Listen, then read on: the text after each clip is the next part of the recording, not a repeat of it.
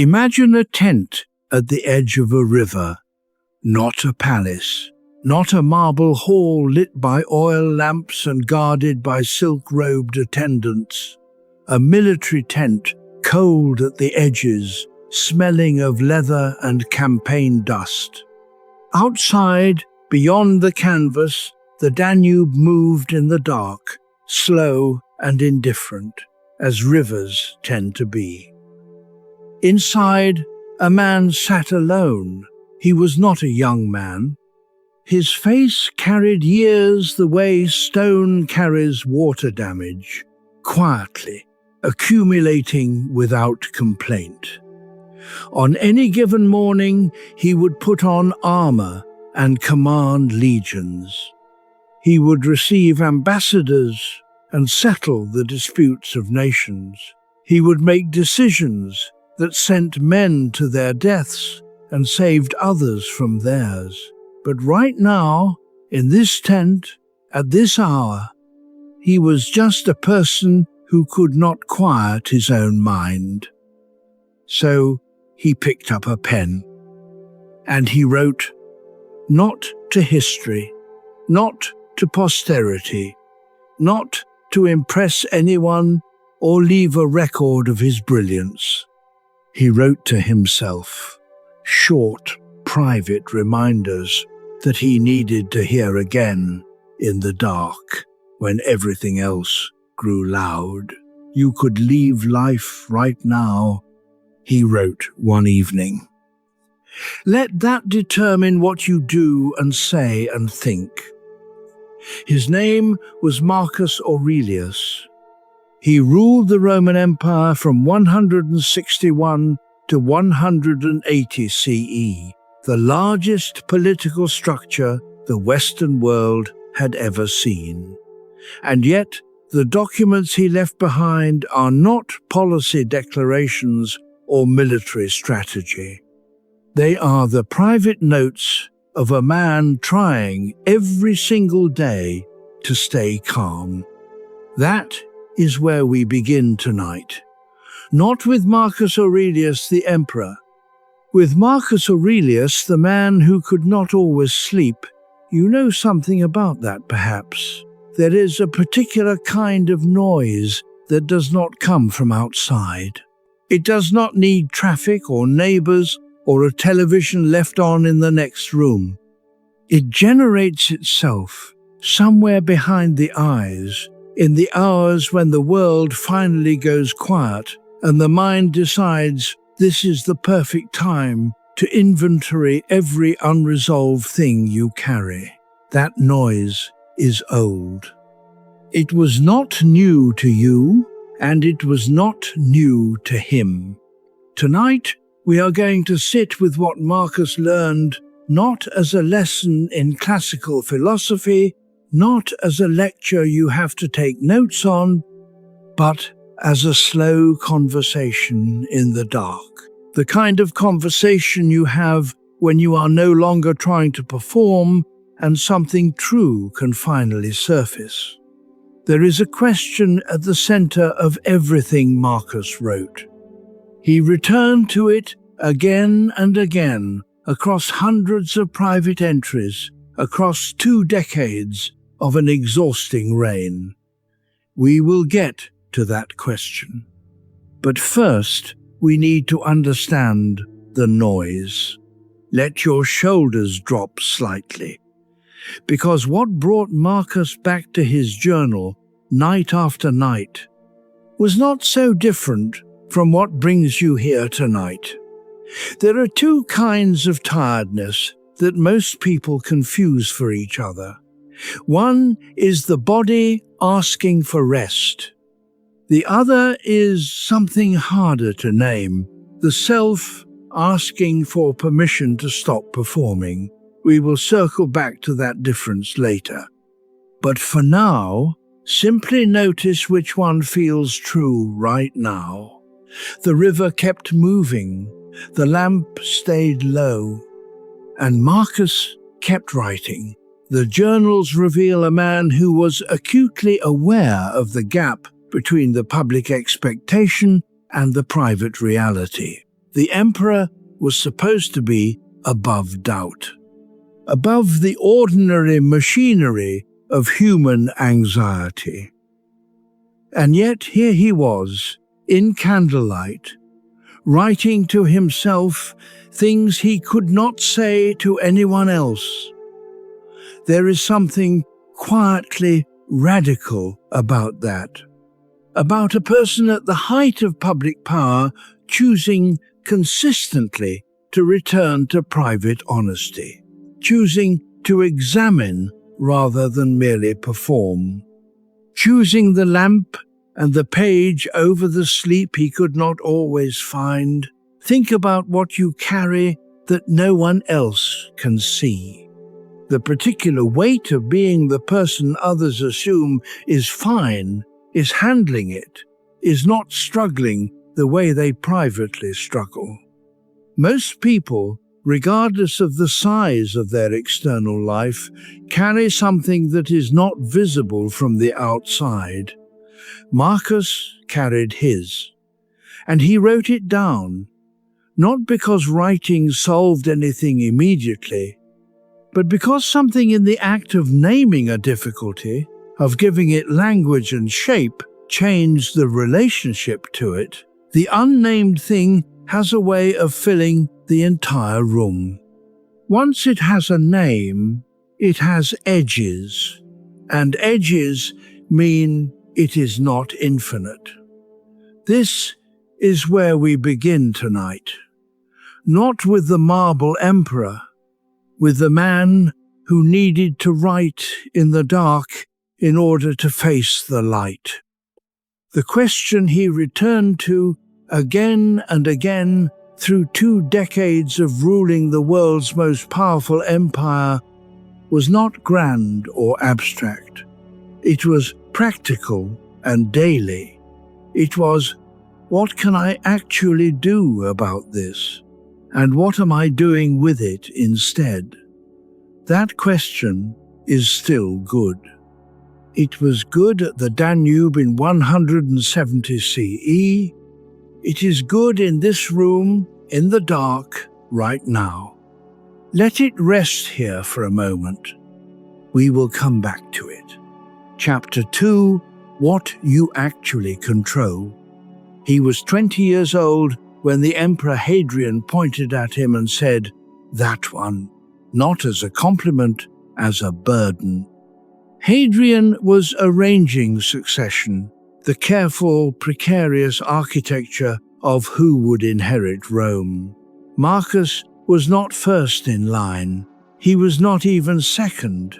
He was part of a chain of legal adoptions and political maneuvering that felt less like destiny and more like a slowly tightening obligation.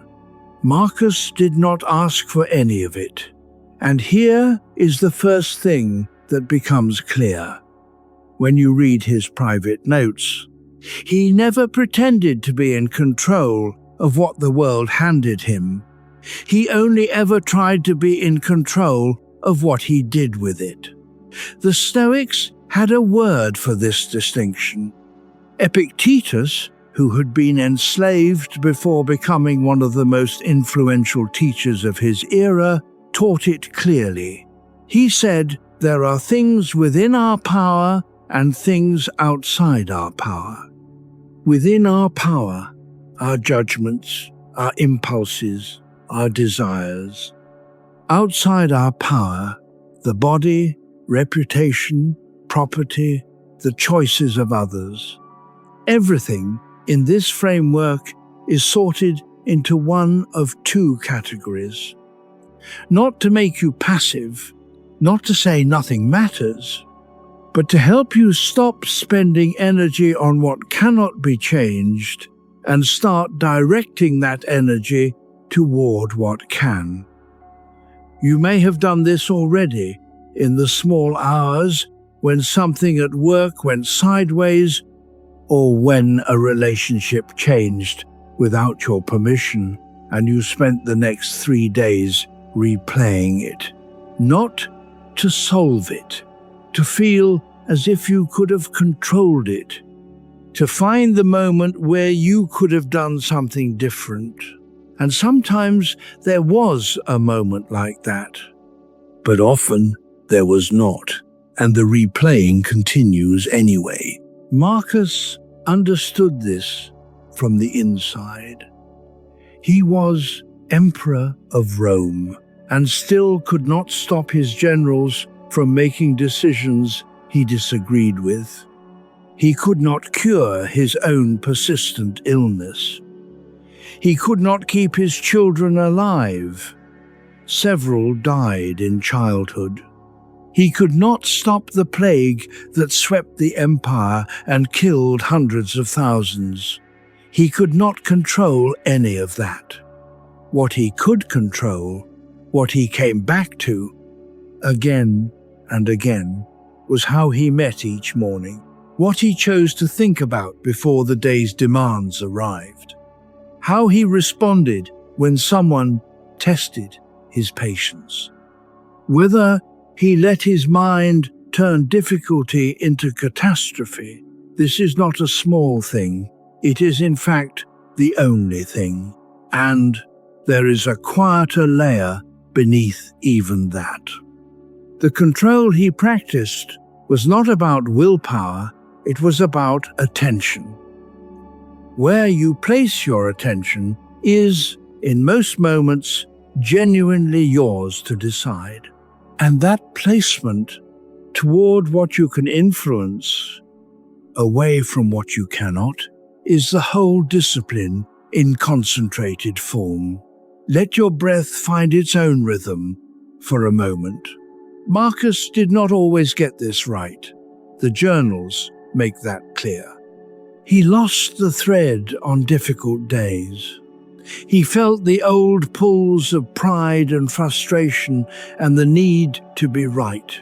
But he came back to the same clearing every morning and asked the same question: what is actually mine to work with today? That question, asked honestly and regularly, changes the shape of a life. He used a specific image for the things outside our control. He imagined them as the movements of a river. You can observe the river, you can understand it, even work alongside it, but you cannot make it run backward. And spending your best energy attempting to reverse the current is not strategy. It is exhaustion dressed as effort. The things within your power are different in texture.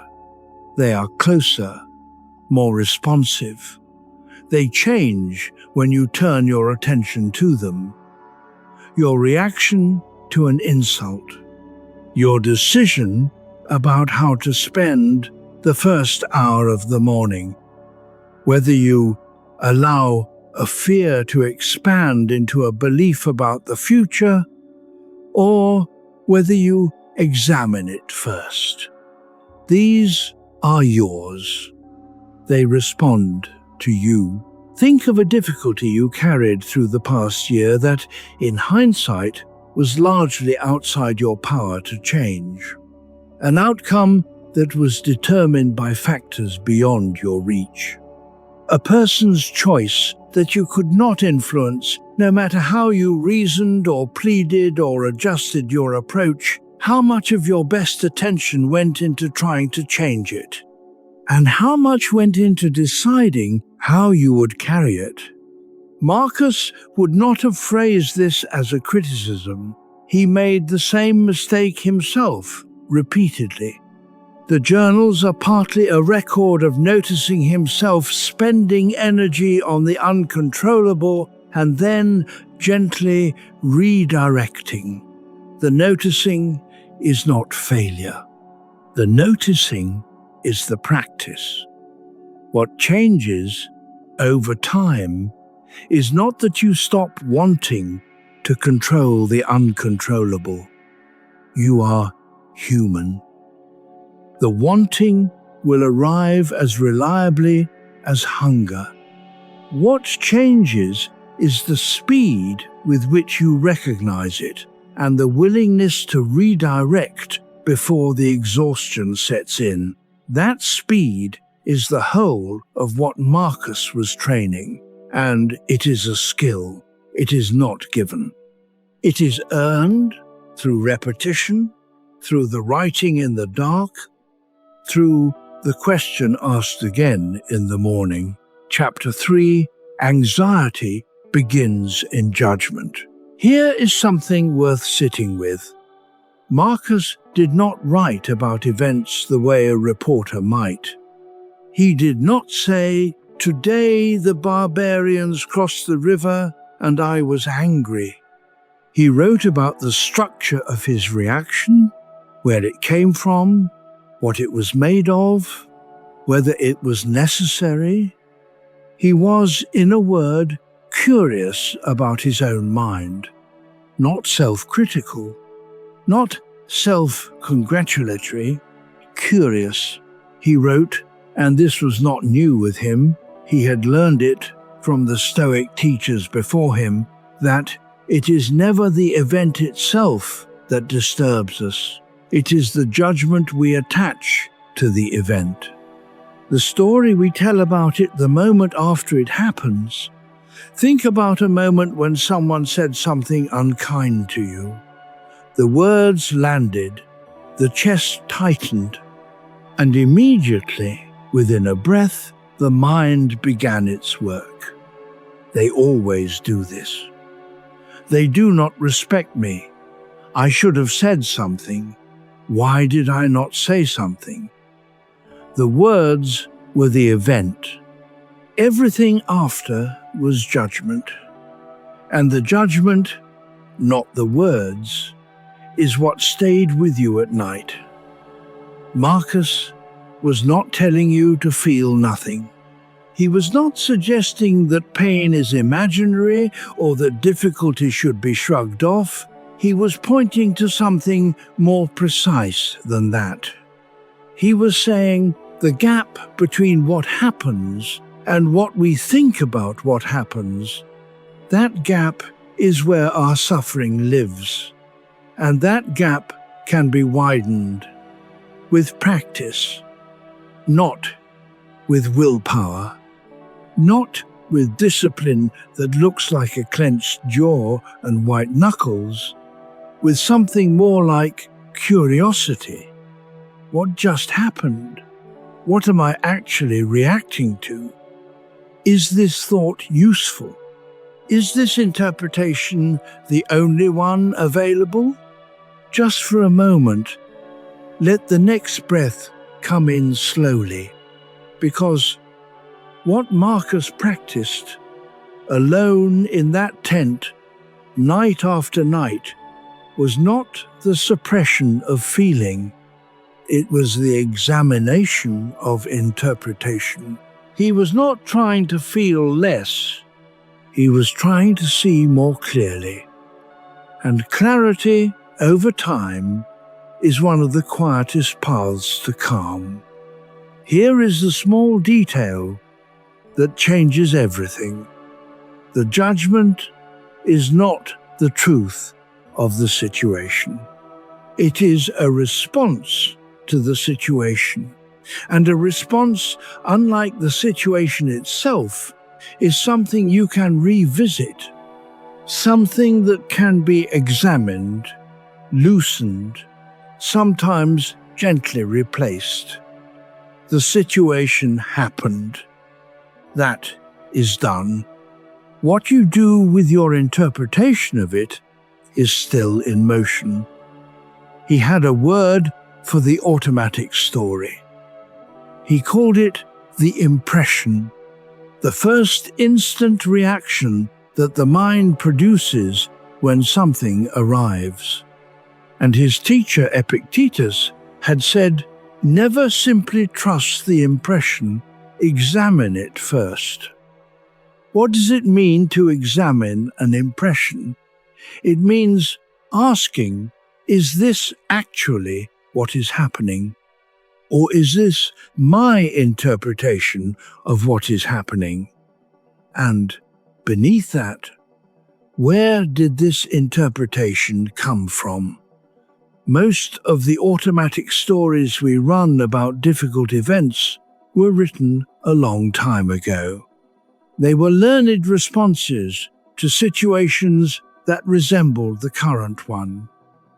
A parent who was critical in a particular way.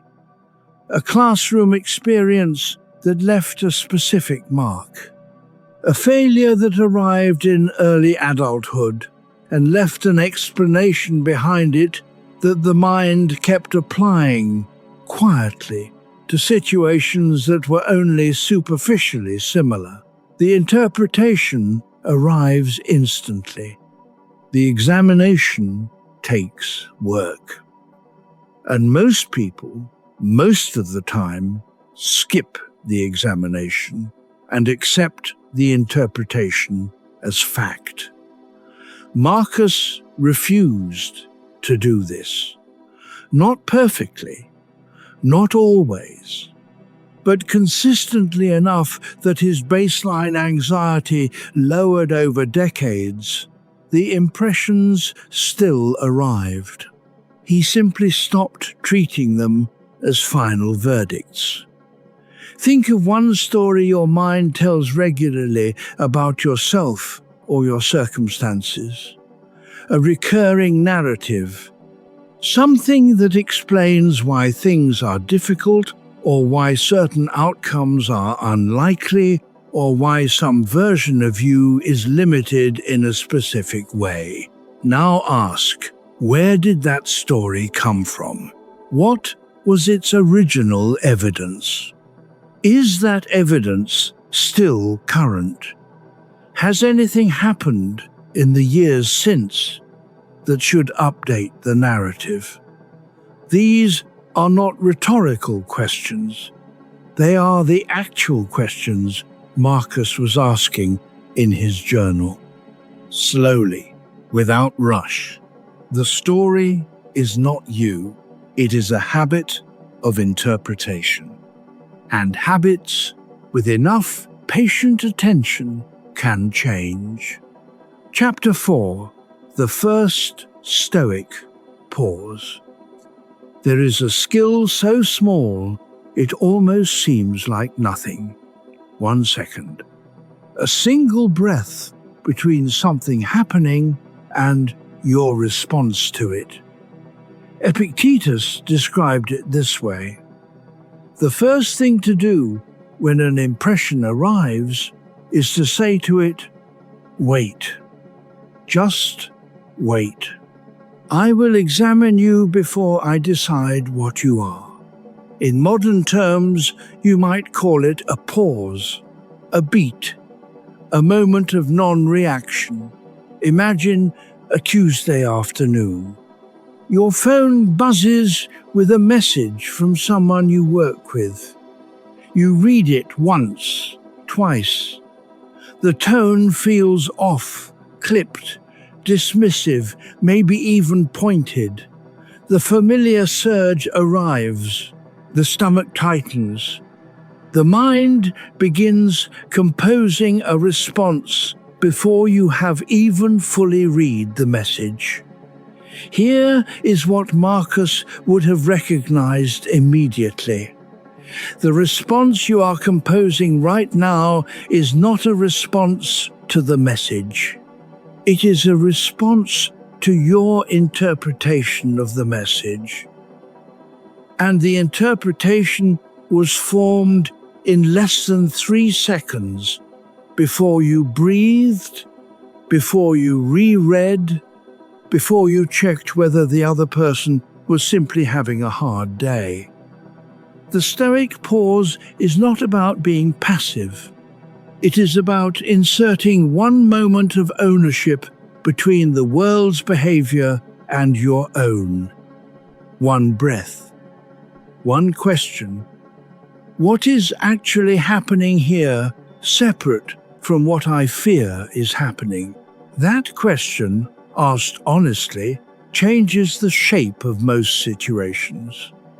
Marcus practiced this in a court full of people trying to manipulate, impress, deceive, and compete. He practiced it while managing military campaigns where the cost of emotional reaction could be measured in lives. He was not naturally serene.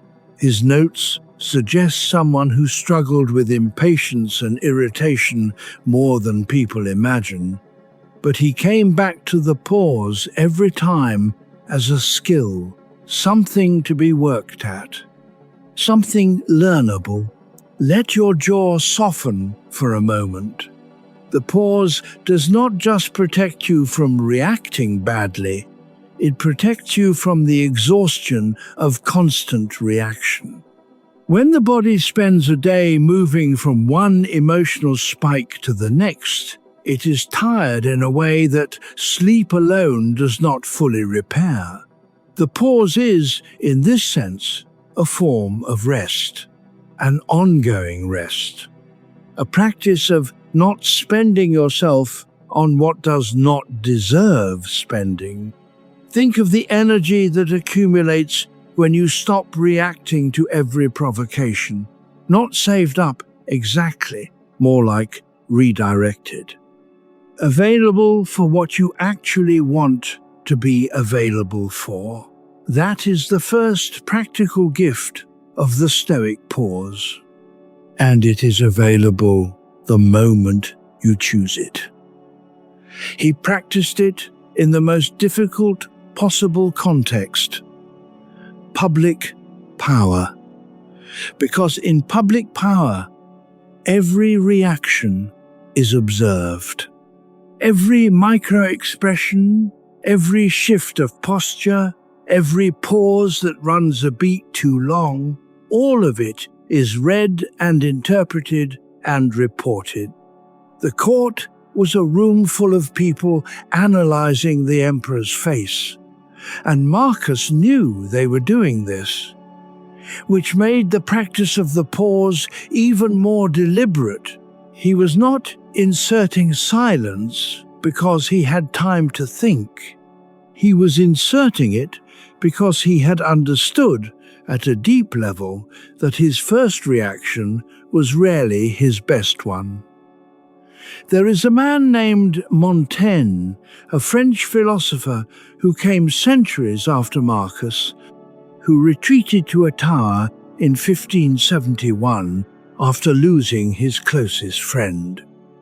He closed the door on his public life and began, almost without deciding to, writing about his own mind. He discovered something Marcus had also discovered. The examined first reaction is almost always less true than the considered second one. Montaigne called his writing essays a word that means attempts. Each piece was an attempt to understand something more clearly, not a final statement. An attempt. Marcus's journal was full of attempts to understand his own reactions before acting on them. Attempts to find the pause before the speech. Attempts to be in private the person he wanted to be in public. Notice where you feel tension right now.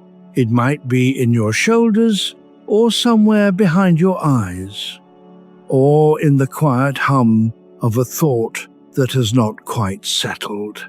That tension is an impression that has not yet been examined.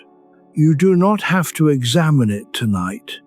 Just notice that it is there, that it arrived from somewhere, that it is not the same as truth. The pause is already happening. The breath is already the space between the stimulus and the response. You are already practicing. Chapter 5. People act from ignorance. Marcus had a phrase he returned to so often, it reads almost like a prayer in his notes. People hurt each other not from malice, but from ignorance. He came to this from a philosophical direction, specifically from the Stoic idea that all wrongdoing is a form of error a mistaken belief about what is good. But the practical effect of this idea, for anyone who tries to live it, is something closer to compassion than philosophy. When someone cuts you off in traffic, they are not thinking about you. They are thinking about where they are going. When someone at work takes credit for your effort, they are operating from a set of fears and ambitions you are not fully inside.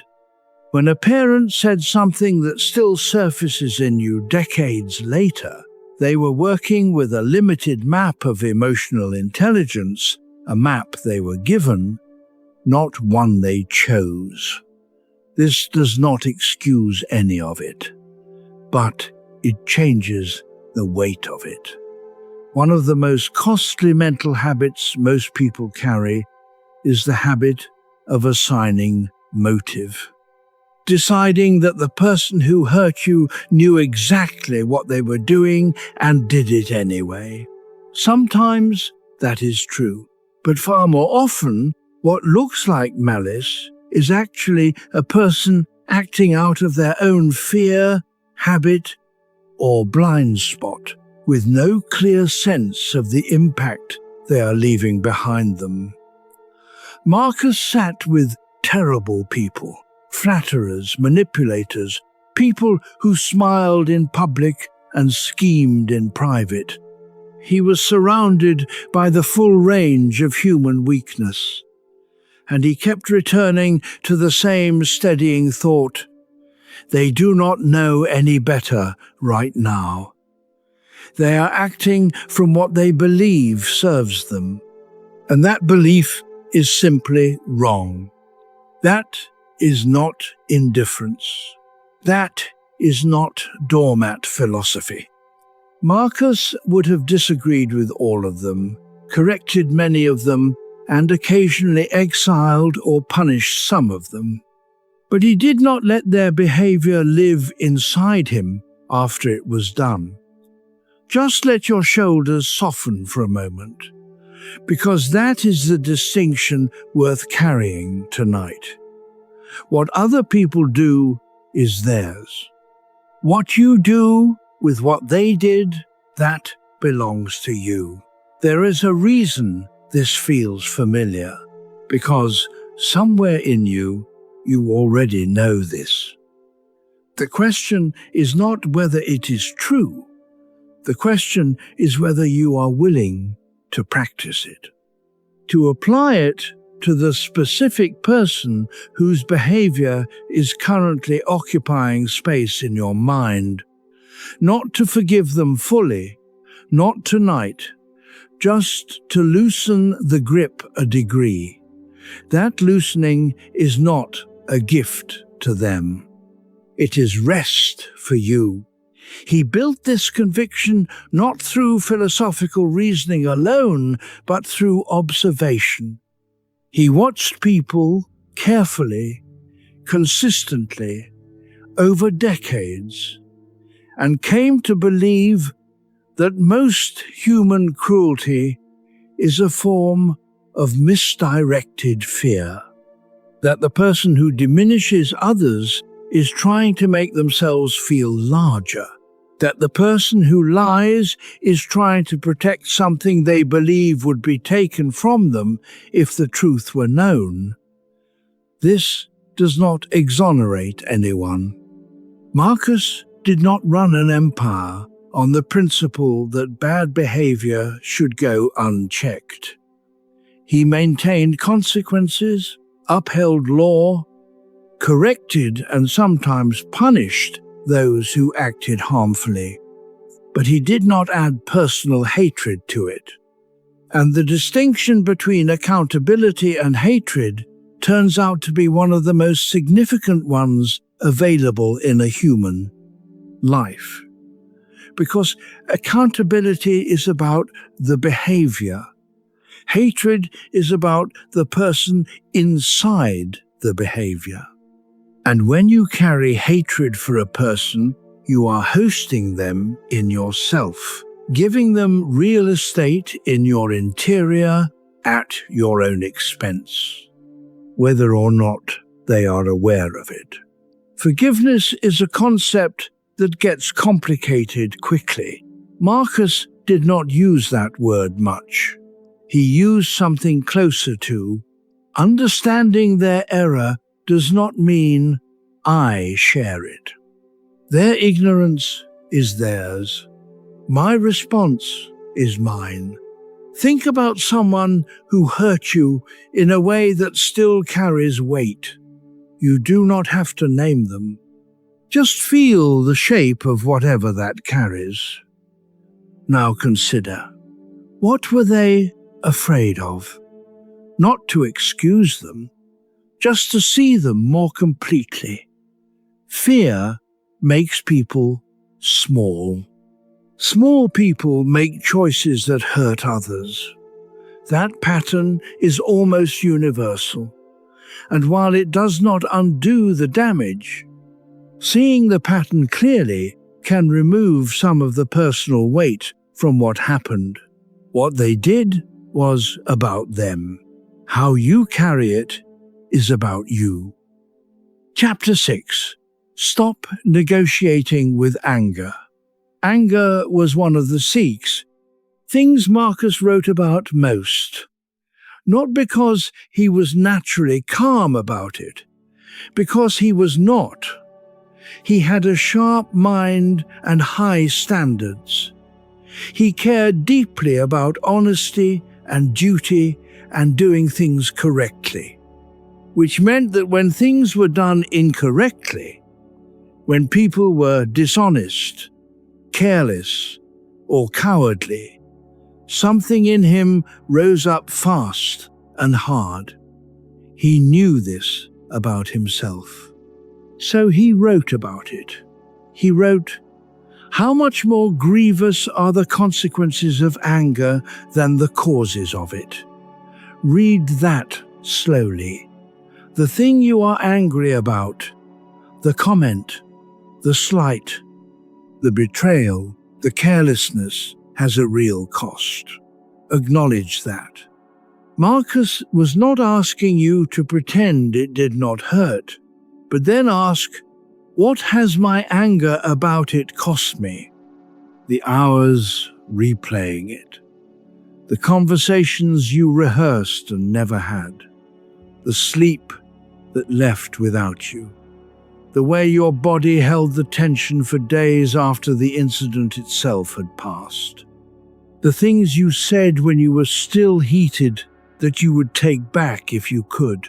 The consequences of anger are nearly always larger than the cause. Marcus was not saying you should feel nothing. He was saying, be very careful about feeding the anger once the initial moment has passed. The moment of feeling is real and automatic. What comes after? The return visits, the rehearsals, the ongoing inner argument with someone who is not in the room that is optional. Think about the conversation that has been on rotation in your mind lately, the one you keep editing, the one where you finally say the right thing and the other person finally understands. That conversation is not happening. The person is not in the room. And your nervous system cannot tell the difference between a real confrontation and an imagined one. You are spending something real, rest, attention, the quiet of tonight, on a negotiation that exists only in your own mind. Marcus walked out of his tent each morning having written through that, having set it down. Not solved, not resolved, not erased, just not carried into the new day at full grip. There is something in you that already knows how to do this. The letting go is not weakness. It is one of the most precise forms of self-protection available to a person. Viktor Frankl, who survived conditions far more severe than any Marcus faced, arrived at a similar understanding from a different direction. He wrote that between stimulus and response, there is a space. In that space is our freedom and our power to choose our response. Marcus would have recognized that immediately. The anger arrives. The stimulus was real. The feeling is appropriate and human. But the negotiation that begins after the initial feeling, the mental replay, the rehearsal, the ongoing internal argument with someone who is not present, that happens in the space Frankl described. And it is that space where the choice lives. The choice to keep running the argument is not instinctive. It feels instinctive, but it is chosen in the very specific sense that it continues only because some part of you believes it is useful, that if you think about it long enough, something will resolve. It will not. The person who hurt you is not in this room.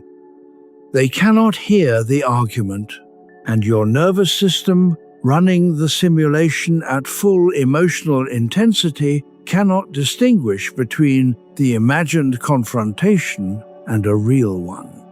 It is spending the same physiological resources on a fight that has already ended. Marcus wrote about this specifically in the context of slights and insults, which were common in his position. Someone would make a calculated comment in a public setting, the kind designed to land just above the line of accountability, and he would feel it, the tightening, the surge. And then he would write about it later, when the surge had passed. Not to rehearse, to examine, to ask, what was I protecting? What did I believe was at stake? And usually, the answer revealed something more useful than the anger itself. A value that had been touched, a fear that had been activated, something worth attending to. The anger was the signal. The examination was the work. Chapter 7. Stress comes from opinion. He had a phrase for it. A precise, almost technical phrase. Not the obstacle is bad. Not difficulty should be avoided.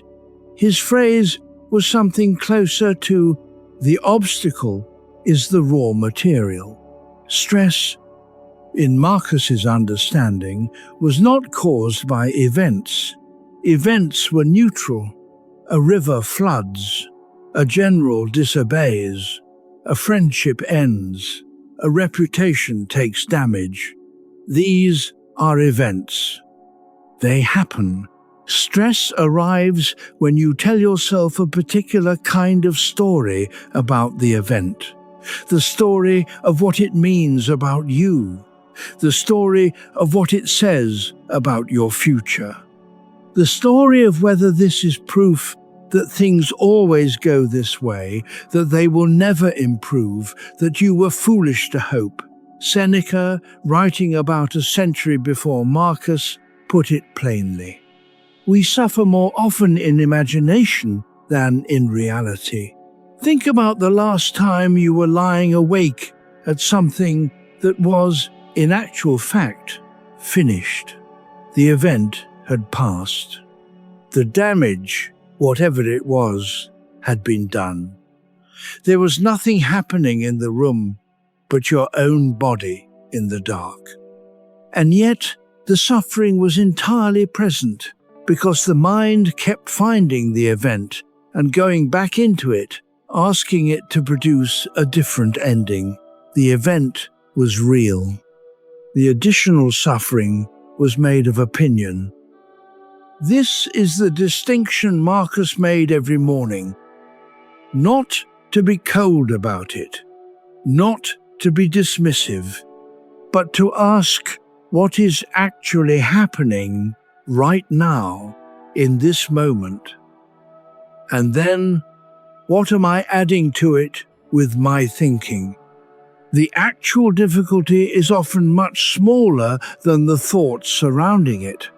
There is nothing to fix in this moment. Just feel where your body rests. Marcus used a specific exercise. When confronted with something difficult, he would try to describe it in the plainest possible terms. Not, "My reputation has been destroyed by an envious colleague," but "A person said things I disagree with."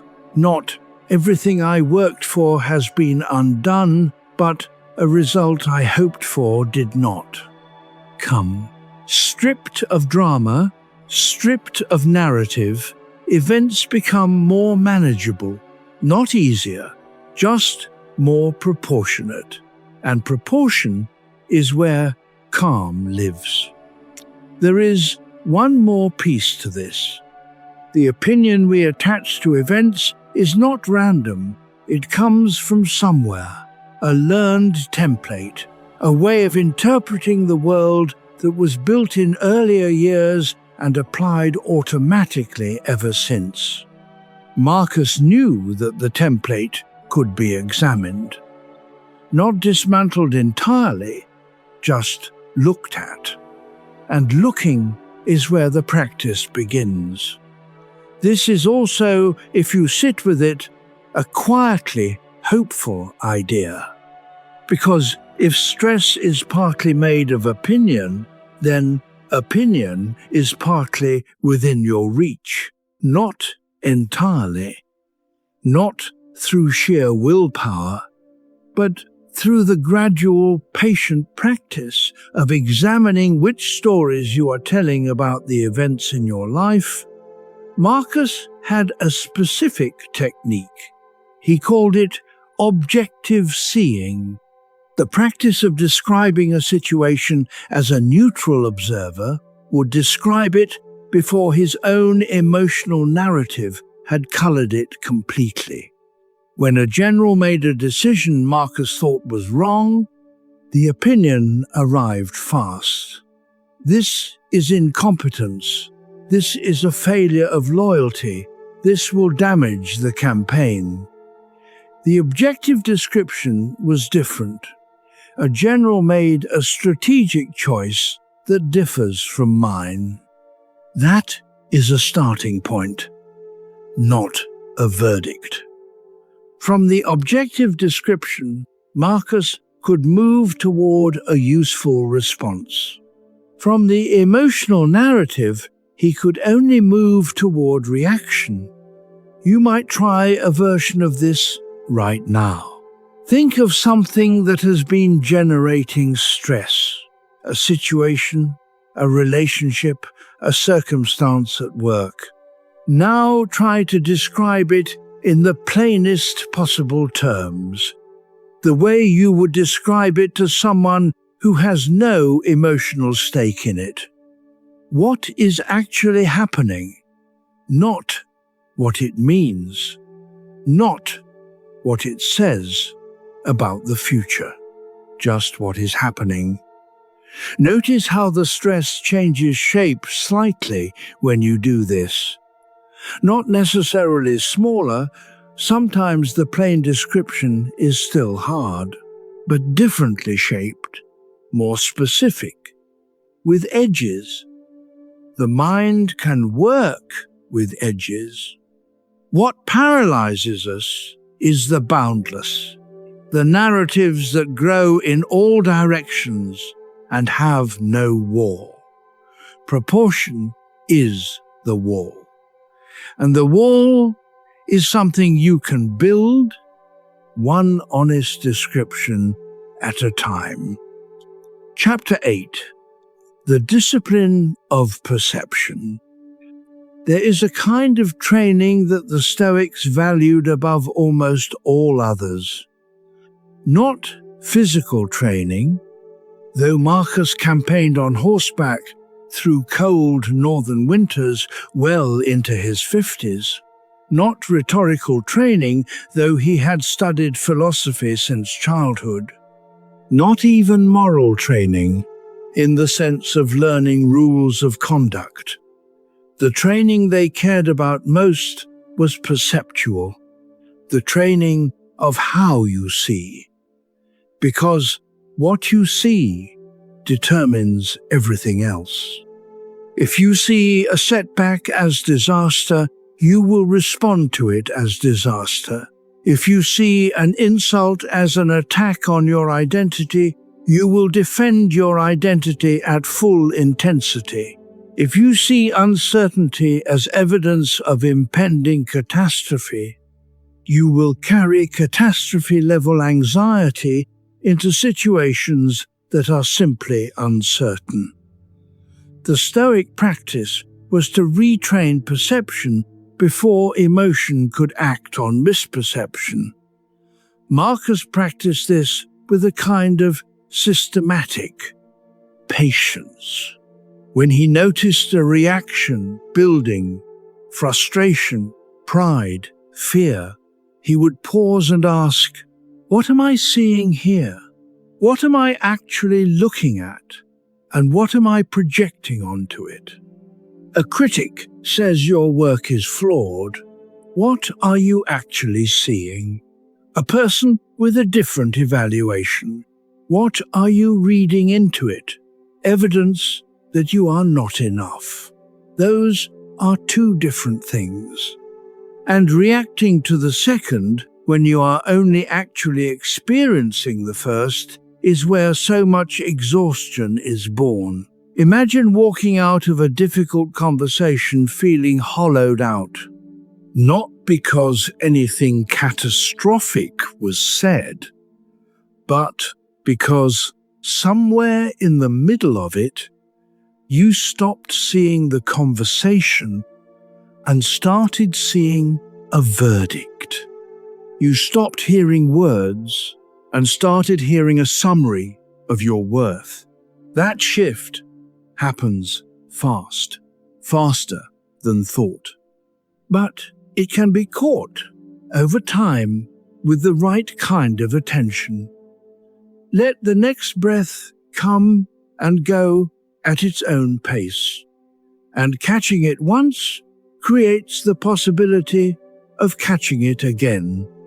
That is the whole method, not a dramatic transformation of perception, a series of small catches, each one marginally faster than the last. The body already knows this in its own way. The first time you learned to balance, you fell. The second time, slightly less. Eventually, the correction became automatic. Perceptual retraining works the same way. It is slow, and it requires falling. And over time, the corrections become part of who you are. He had a practice he called view from above. When a situation felt overwhelming or personally threatening, he would attempt to see it from a greater altitude.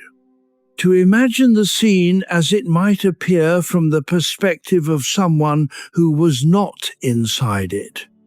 From that height, most interpersonal dramas looked smaller. The slight that felt enormous at eye level became, from above, one small moment in a long life, one person's difficult day intersecting with another's. Not unimportant, but proportionate.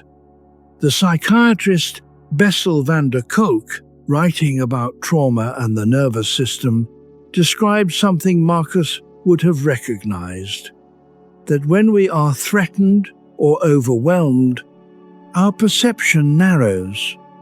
The field of vision contracts. We stop seeing context and start seeing only the immediate source of danger. From that narrow field, the threat looks enormous, because it is the only thing in view. Marcus's perceptual training was essentially the opposite of that narrowing, an expansion of field, a deliberate widening of context. What is this situation inside? What is the situation inside of that and that? This does not make difficulty disappear, but it relocates it accurately within the larger frame of a life and a life within the larger frame of history, and history within the quiet fact that all of it is passing. Think of something that feels large right now. Some concern or difficulty that occupies a significant portion of your interior space. Now widen the frame slightly. What is this situation inside? The context of this year. The context of a decade. The context of the life you have been building across all the years you have lived. From that wider frame, what size is the difficulty? Not small, perhaps, but not larger than the life containing it. And that is the shift Marcus was practicing. Not minimization. Accurate proportion. Chapter 9, Why Insults Lose Power. Here is a question Marcus asked himself when someone tried to wound him with words. He asked, "Is what they said true?" If it was true, then it was not an insult. It was information, and information deserves consideration, not retaliation. If it was not true, then it was not about him. It was about the person who said it. And what a person says when they are trying to hurt you reveals nothing about your actual character and a great deal about their current state of mind. This is not easy logic to live inside. Most of us did not grow up with this framework. Most of us were taught by experience, if not by instruction, that when someone attacks us verbally, we must defend ourselves, match their energy, return their fire, protect what was called into question. And there is something genuine underneath that impulse. A desire to be seen accurately. A wish not to be misrepresented. A need for dignity. Marcus honored those things. He was not stoic in the colloquial sense of feeling nothing. He felt things. He simply refused to let those feelings become the architect of his behavior. He writes in his journals about the senators who flattered him in public and mocked him in private. He writes about military advisors who took personal credit for victories he had planned. He writes about people who questioned his decisions in ways that felt personal, even when they framed it as political. He did not respond publicly to any of it. Not because he was above it, because he had decided through long practice that his inner life was not a battleground that other people's words should have access to. Let the next breath be slightly slower.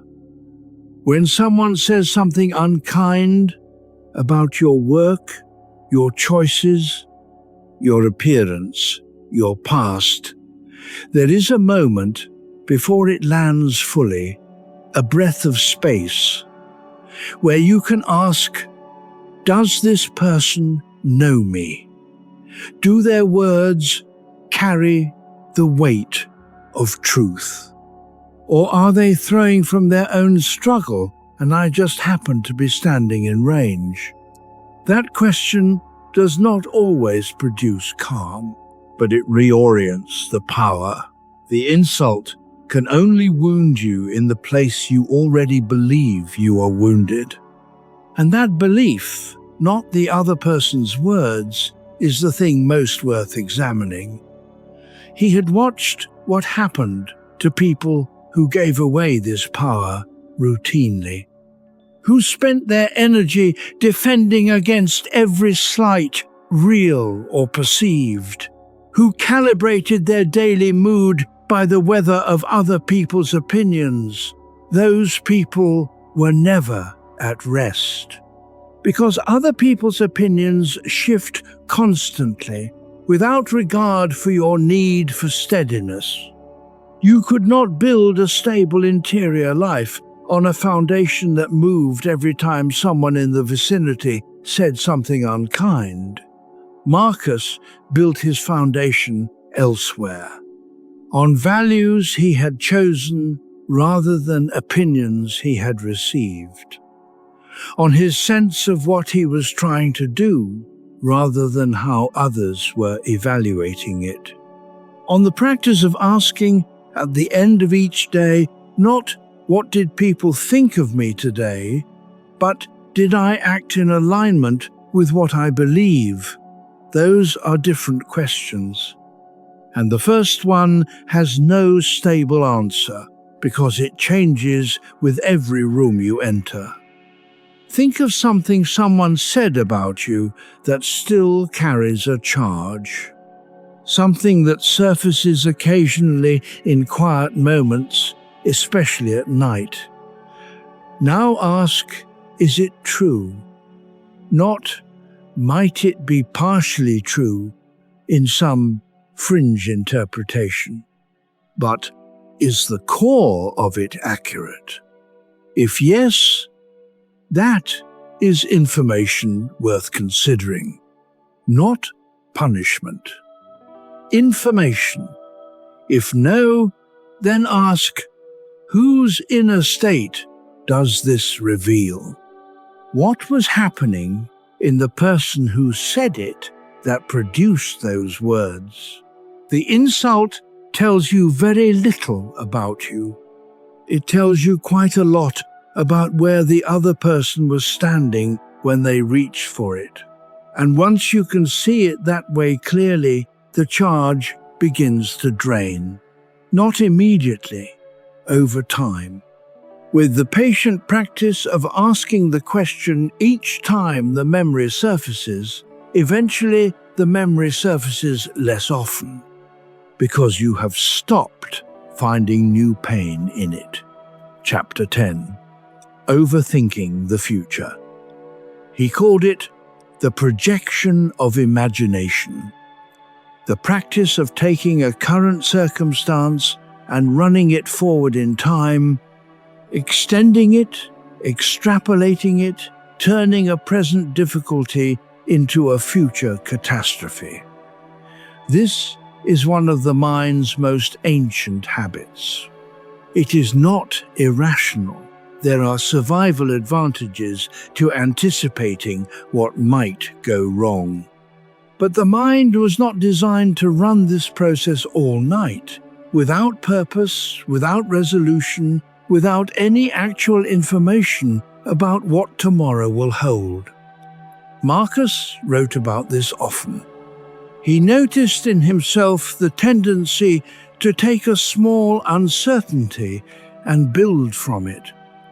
A sign of illness in his body becomes a meditation on death before dinner. A political tension with a senator becomes an imagined betrayal that has not yet occurred. A bad month becomes evidence of a trend.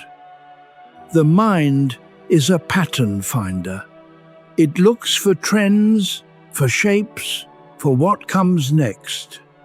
And in the absence of actual data, it fills the gap with the only material it has available, everything that has gone wrong before. Seneca wrote, "We suffer more often in imagination than in reality." He was not writing metaphor. He was writing diagnosis. You might know a version of this. A medical appointment is scheduled, and before you go, the mind has already run several possible outcomes. A difficult conversation must happen with someone you care about, and before it occurs, you have already rehearsed 3 versions of how it goes wrong. A new phase of life begins, and before you are properly in it, the mind is already looking for the exits. The future has not happened. It is a construction, and right now, constructing it in the dark, without sleep, without information, without any actual evidence of what it holds, is a very expensive form of nothing. Just for a moment, feel where your body meets what is beneath you. Marcus came back to the present again and again with a simple discipline. What is true right now? Not tomorrow, not the consequence of what happened last year. Right now, in this room, what is actually happening? And usually the answer was very little. The difficulty was elsewhere, in the past or in the future. And right now, the room was simply a room. The room you are in tonight is also, at this moment, simply a room. The thoughts about tomorrow are visiting. They do not live here. There is a story in the Taoist tradition that captures what Marcus was pointing at from a different direction. A farmer's horse runs away. The neighbors come to commiserate. "Bad luck," they say. The farmer shrugs. "Maybe." The horse returns the next day, bringing 3 wild horses. "Good luck," the neighbors say. "Maybe." The farmer's son tries to ride one of the wild horses, falls, breaks his leg. "Bad luck, maybe." Military conscription comes to the village. The son's broken leg keeps him home. At every stage, the farmer refuses to attach a final verdict to an incomplete story. Marcus practiced the same refusal, not because he was indifferent to outcomes, because he understood that the mind, left to its own devices at 2 a.m. without new information, constructs futures out of past fears. It is not predicting, it is catastrophizing.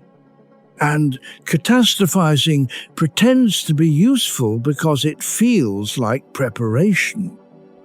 But preparation is action. Catastrophizing is sensation.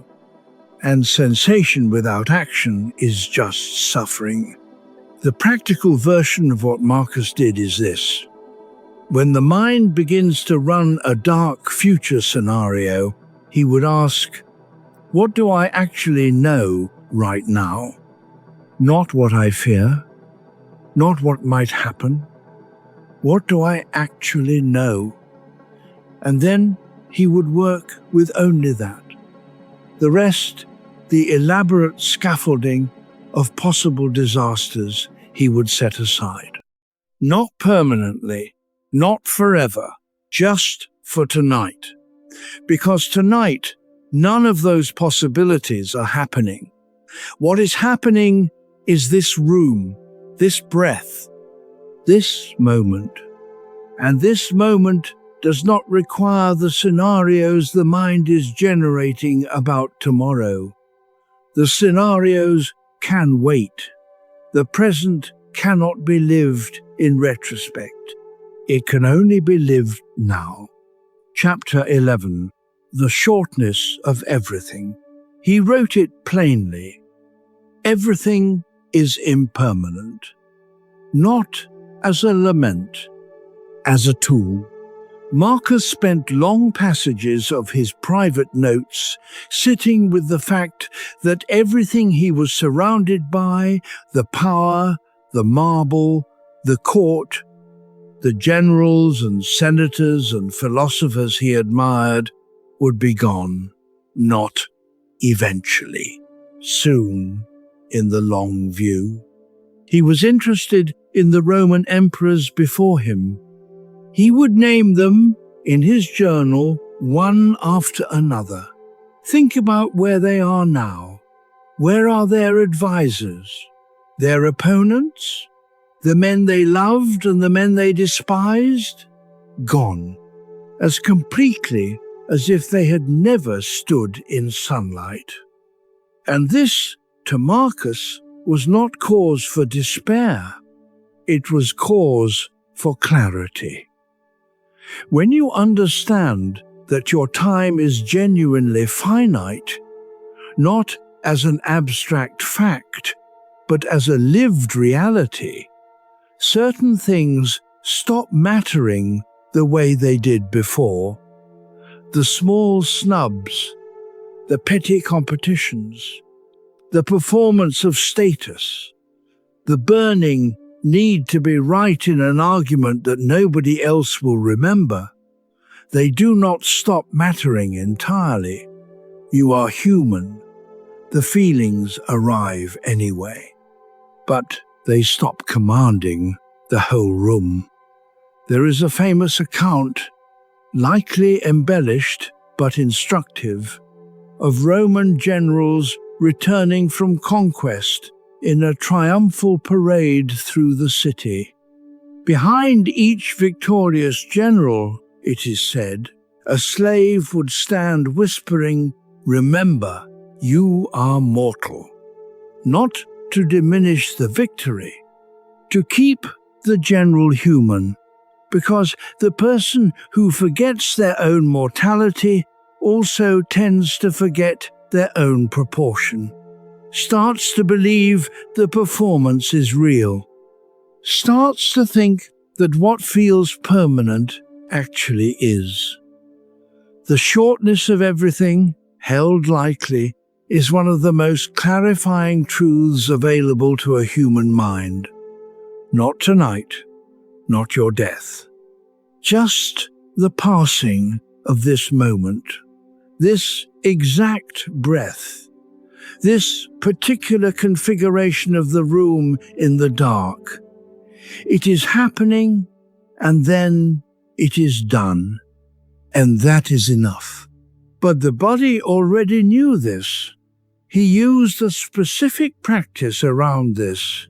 He called it rehearsing impermanence. When he admired something, a view, a person's company, a moment of quiet, he would also note, briefly and without despair, this is passing. Right now, as I enjoy this, it is also leaving. Not to ruin the enjoyment, to deepen it. Because the thing that is passing always is the thing that is also most precisely itself right now. The full moon is only fully the full moon for an hour. The conversation that crackles with understanding is precious, partly because it cannot be sustained indefinitely. The evening, in the right city, in the right season, with the right people, the knowledge that it is temporary is not its tragedy. It is part of what makes it vivid. The psychiatrist Irvin Yalom documented something similar in his clinical work. He found that people who had confronted a serious illness or the loss of someone close often described experiencing ordinary pleasures with unusual intensity in the months that followed. The same cup of coffee, the same familiar street, the same person they had always loved, but now noticed differently. What changed was not the thing. What changed was the awareness that the thing would not always be there. Marcus was attempting to cultivate that awareness deliberately, without waiting for a crisis to teach it. Let the weight of your body settle more deeply into what is beneath you. You are somewhere specific right now. A room with a particular temperature. A bed that has a particular quality of darkness. A moment in a life that will not repeat exactly in this configuration. It is passing. And it is also fully here. Both things are true simultaneously. And holding both of them at once is one of the quietest possible experiences available to a human being. Chapter 12. Death as Mental Clarity. He wrote in his meditations, "You could leave life right now. Let that determine what you do and say and think." Read that again, slowly. Not as a grim instruction, not as a meditation on suffering or loss, as a sharpening tool. Marcus returned to death not to frighten himself into action, but to clarify what actually deserved his energy. Because when you genuinely hold the possibility of your own ending in mind, not as a fantasy, not as an abstraction, but as a quiet, sober acknowledgement, the small anxieties tend to sort themselves. The email that felt urgent at 3 in the afternoon, the opinion of someone you will likely never speak to again. The question of whether you handled a social moment well enough, all of it becomes what it actually is, small, not unimportant, but proportionate. The psychiatrist Irvin Yalom spent decades helping people confront their mortality, not as a crisis, but as a fact. And he found something consistent. When people truly reckoned with their own death, many reported feeling freer than they had in years, lighter, more present, more willing to say what needed to be said, and less willing to spend their remaining energy on things that did not deserve it. Marcus was practicing this regularly, in private, 2,000 years before Yalom's patients sat in his office. Feel the weight of your body for just a moment. He was not asking you to dwell on death. He was asking you to use it as a lens. What, viewed from the far end of your life, actually matters tonight? What would you wish you had thought about? What would you be glad you let go of? The clarity is available right now. It just requires the question to be asked honestly. And when you ask it honestly, something often happens that is surprising. The list of what actually matters is much shorter than the list of things currently occupying your attention.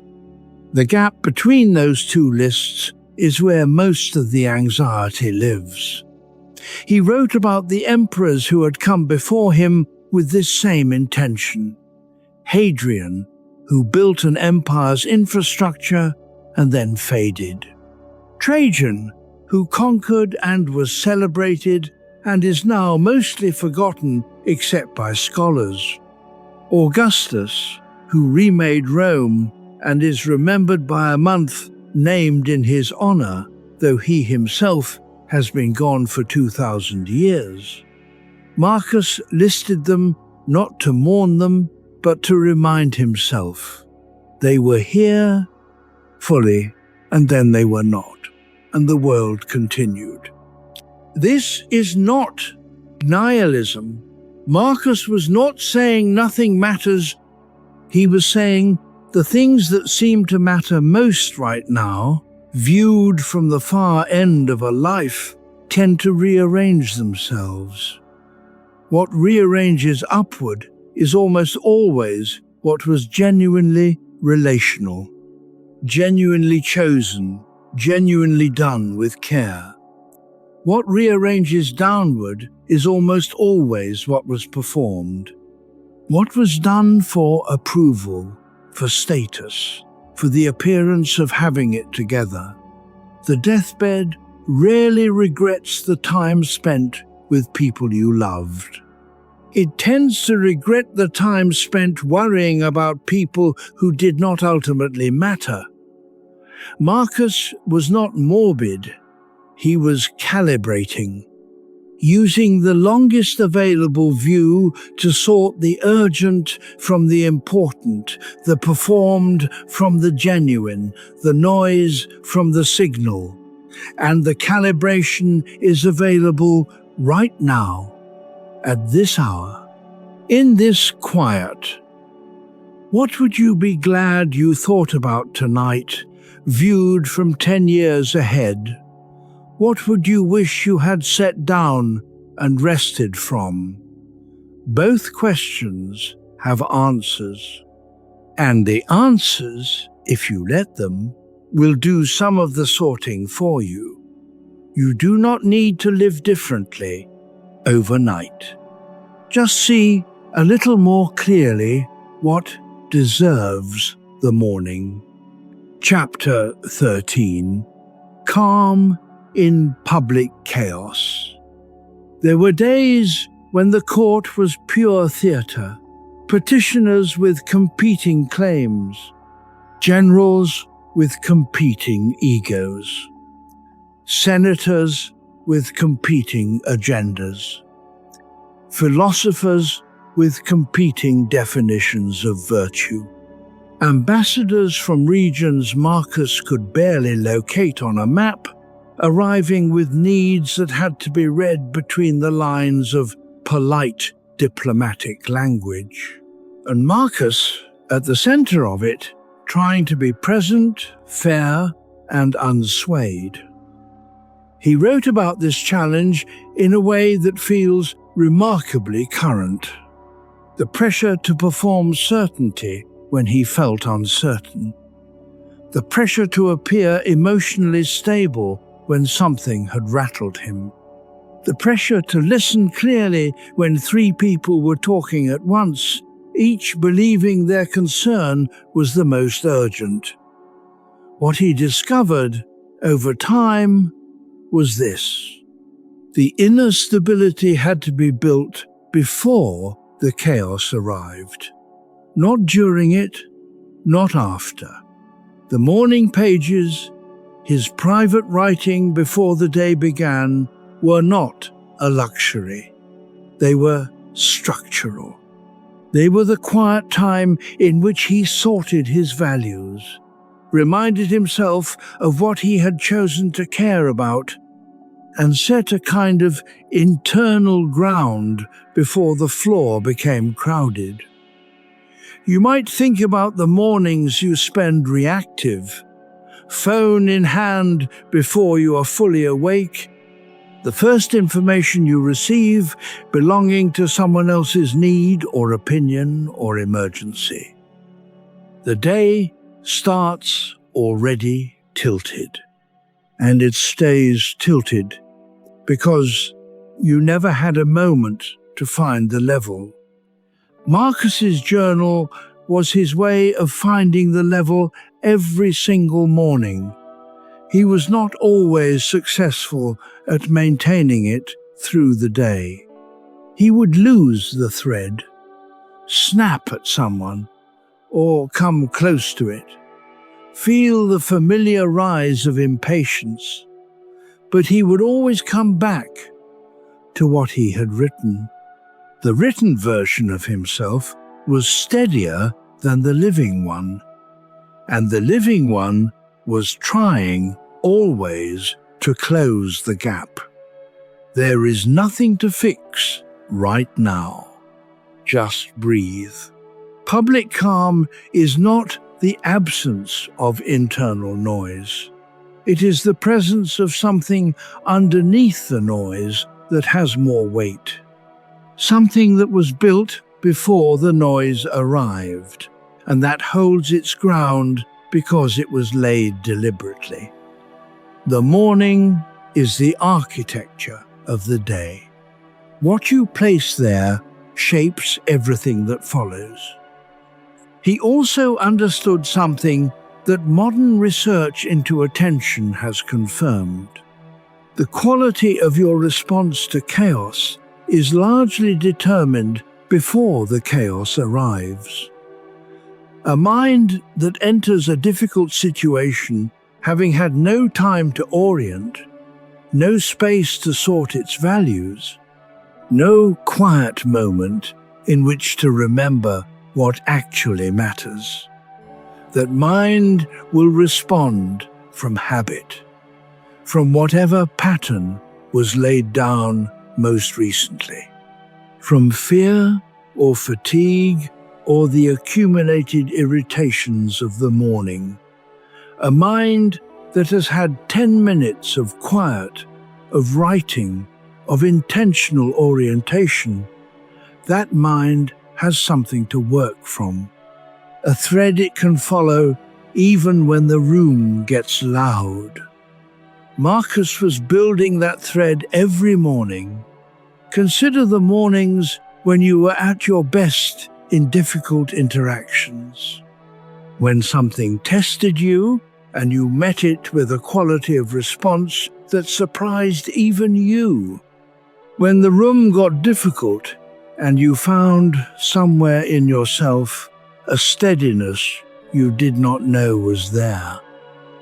What was different about those mornings? Often, in hindsight, there is something. A longer sleep, a walk before the day began, a conversation that ended well, some small pocket of quiet that existed before the demands arrived. Marcus was not lucky in his quiet. He created it deliberately at a fixed time with a fixed practice. The practice was simple. It was just writing, asking himself what was true, what was uncertain, what was worth caring about today, running the questions slowly, without pressure, before the day could run them urgently, under pressure, with no space to think. The writing was not the insight. The writing was the condition that made insight possible. And you do not need a journal. You do not need a fixed practice at a fixed time, though that helps. You just need some form of the question asked before the day begins. What do I actually care about today? The answer, found early enough, carries further than you might expect. Chapter 14. The Theatre of Reputation. Rome ran on reputation, not in a small way. Reputation was currency, protection, social architecture.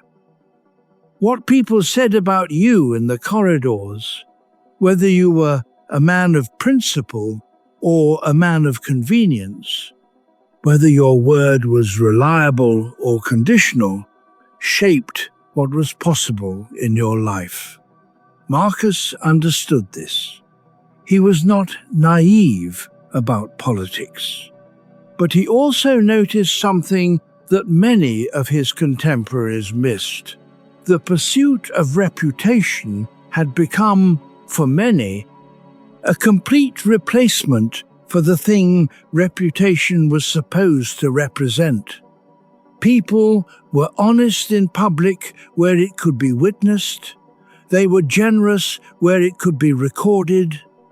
They were grave and philosophical in company, and then calculated and petty in private. The performance had swallowed the performer. Marcus resisted this with deliberate, consistent effort. He wrote about it not to congratulate himself, but to remind himself that it was always an option to slip back into performance without realizing it. Reputation, he knew, was something that happened to you. Character was something you built in the rooms where no one was watching. Think about the version of yourself that exists in other people's minds. The reputation you have to varying degrees with your family, your colleagues, the people in the peripheral circles of your life. Now think about the version of you that exists in the room when no one is present. Are they the same person?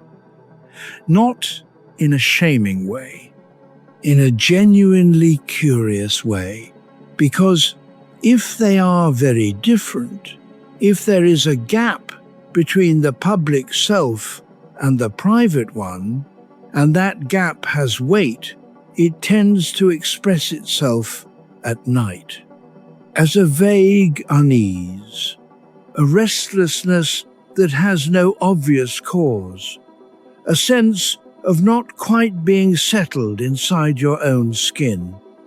Marcus wrote about this. He wanted the two versions of himself to be close enough that the audience stopped mattering, not because he was trying to be above pride, because he found that performing for approval was exhausting in a way that quietly eroded everything else. And now we are close to the real point. The exhaustion of performance is not the same as the exhaustion of effort. Effort leaves you tired and satisfied. Performance leaves you tired and vaguely empty, because somewhere in you, you know the difference between the work and the display of the work. And that knowing, even when you ignore it, costs something. He wrote about a particular kind of person he encountered often in the court. The man who had spent so long performing wisdom that he had lost access to his own actual thoughts. Who could deliver a philosophical observation on any subject, but who, when pressed, could not say what he actually believed about anything?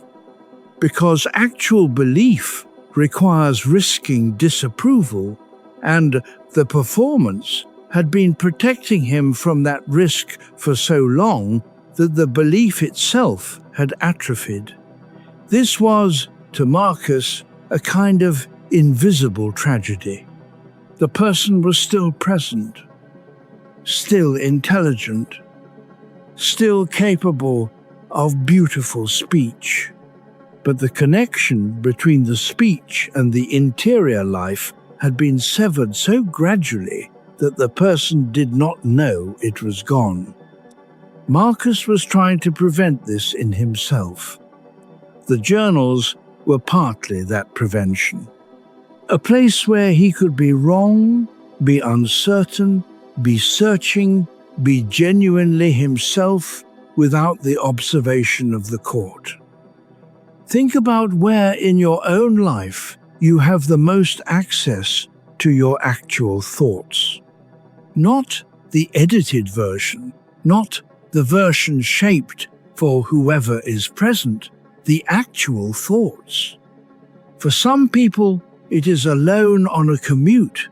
For others, it is very late at night, exactly like right now, when the performance of the day has ended and the mind can finally be private, Whatever that space is for you, it matters more than you may be giving it credit for. Because the person who lives entirely in the power, performance eventually loses the interior. And the person who protects at least some access to the interior, even imperfect, even scattered, even uncertain, stays connected to something real. That realness is not impressive from the outside. It does not perform well, but it sleeps better. And it knows, even when the reputation does not, who it actually is. Chapter 15. Why Praise is Dangerous.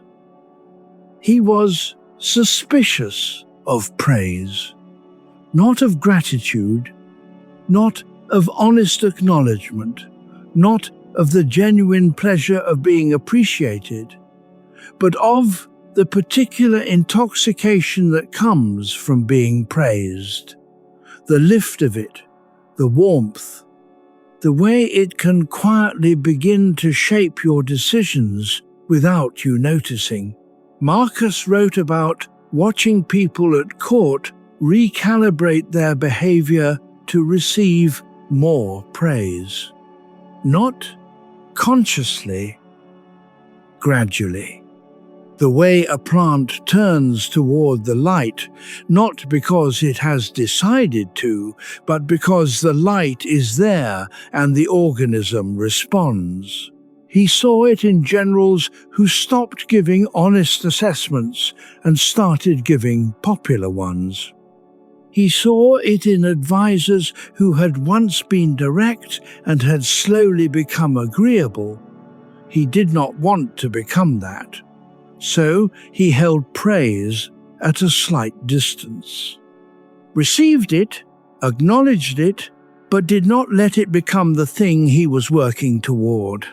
This is subtle and difficult. Human beings are social animals. We were built to respond to approval.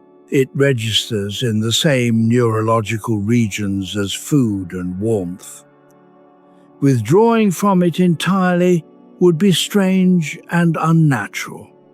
Marcus was not asking for that. He was asking, can you feel the pleasure of being praised without building your decisions around its pursuit? Can you notice when you are doing something because it is right, and when you are doing it because someone will approve, because those are different things? And the second one, if it becomes dominant, turns you into a mirror. You reflect back whatever the room seems to want, and eventually you cannot tell the difference between who you are and who you have been performing.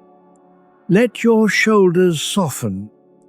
Think of something you did recently that no one saw and no one praised. Something done simply because it was the right thing.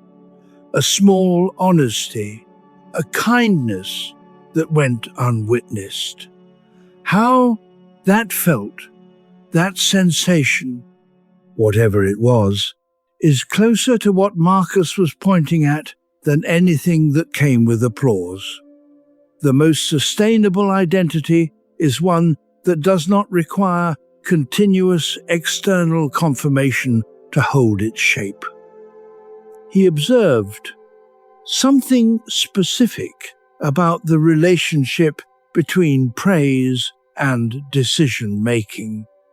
When praise became the target rather than the byproduct, the decisions began to shift, not dramatically, gradually. The honest recommendation that might have provoked disagreement became slightly softened. The clear assessment that might have caused discomfort became slightly hedged. The direct correction that might have created awkwardness became slightly delayed. Each small softening was individually defensible, but the accumulation of them over months and years was a profound departure from the person who had once been capable of genuine directness. Marcus watched this happen to people he admired, and he watched it anxiously for signs of it in himself, because the seduction of praise is not that it asks anything dramatic of you. It only asks for very small adjustments. Adjustments so small they feel like wisdom, like social intelligence, like the appropriate flexibility of a mature person who understands that not every truth needs to be spoken at every moment. And sometimes that is true. Timing matters. Tone matters. Relationship matters. But there is a difference between choosing how and when to speak a truth and beginning to forget that you know it. The test Marcus used was simple. Could he, at the end of the day, tell the difference between what he had said to be heard and what he had said because it was honest? If the two had become indistinguishable, he was in trouble. Can you make that distinction today? Not as a judgment, as a genuine question, because maintaining the ability to answer it clearly is how you keep the interior from being consumed by the performance. And the interior, intact, is where the rest lives.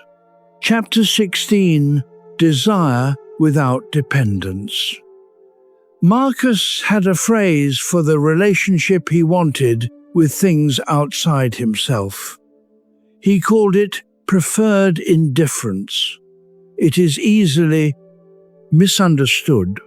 It sounds like not caring, like detachment for its own sake, the grey flatness of a person who has removed themselves from wanting anything. That was not what he meant. He meant something more precise. You can prefer health to illness.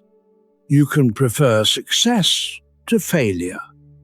You can prefer good company to loneliness. These preferences are natural and they do not need to be suppressed. But you can prefer without depending.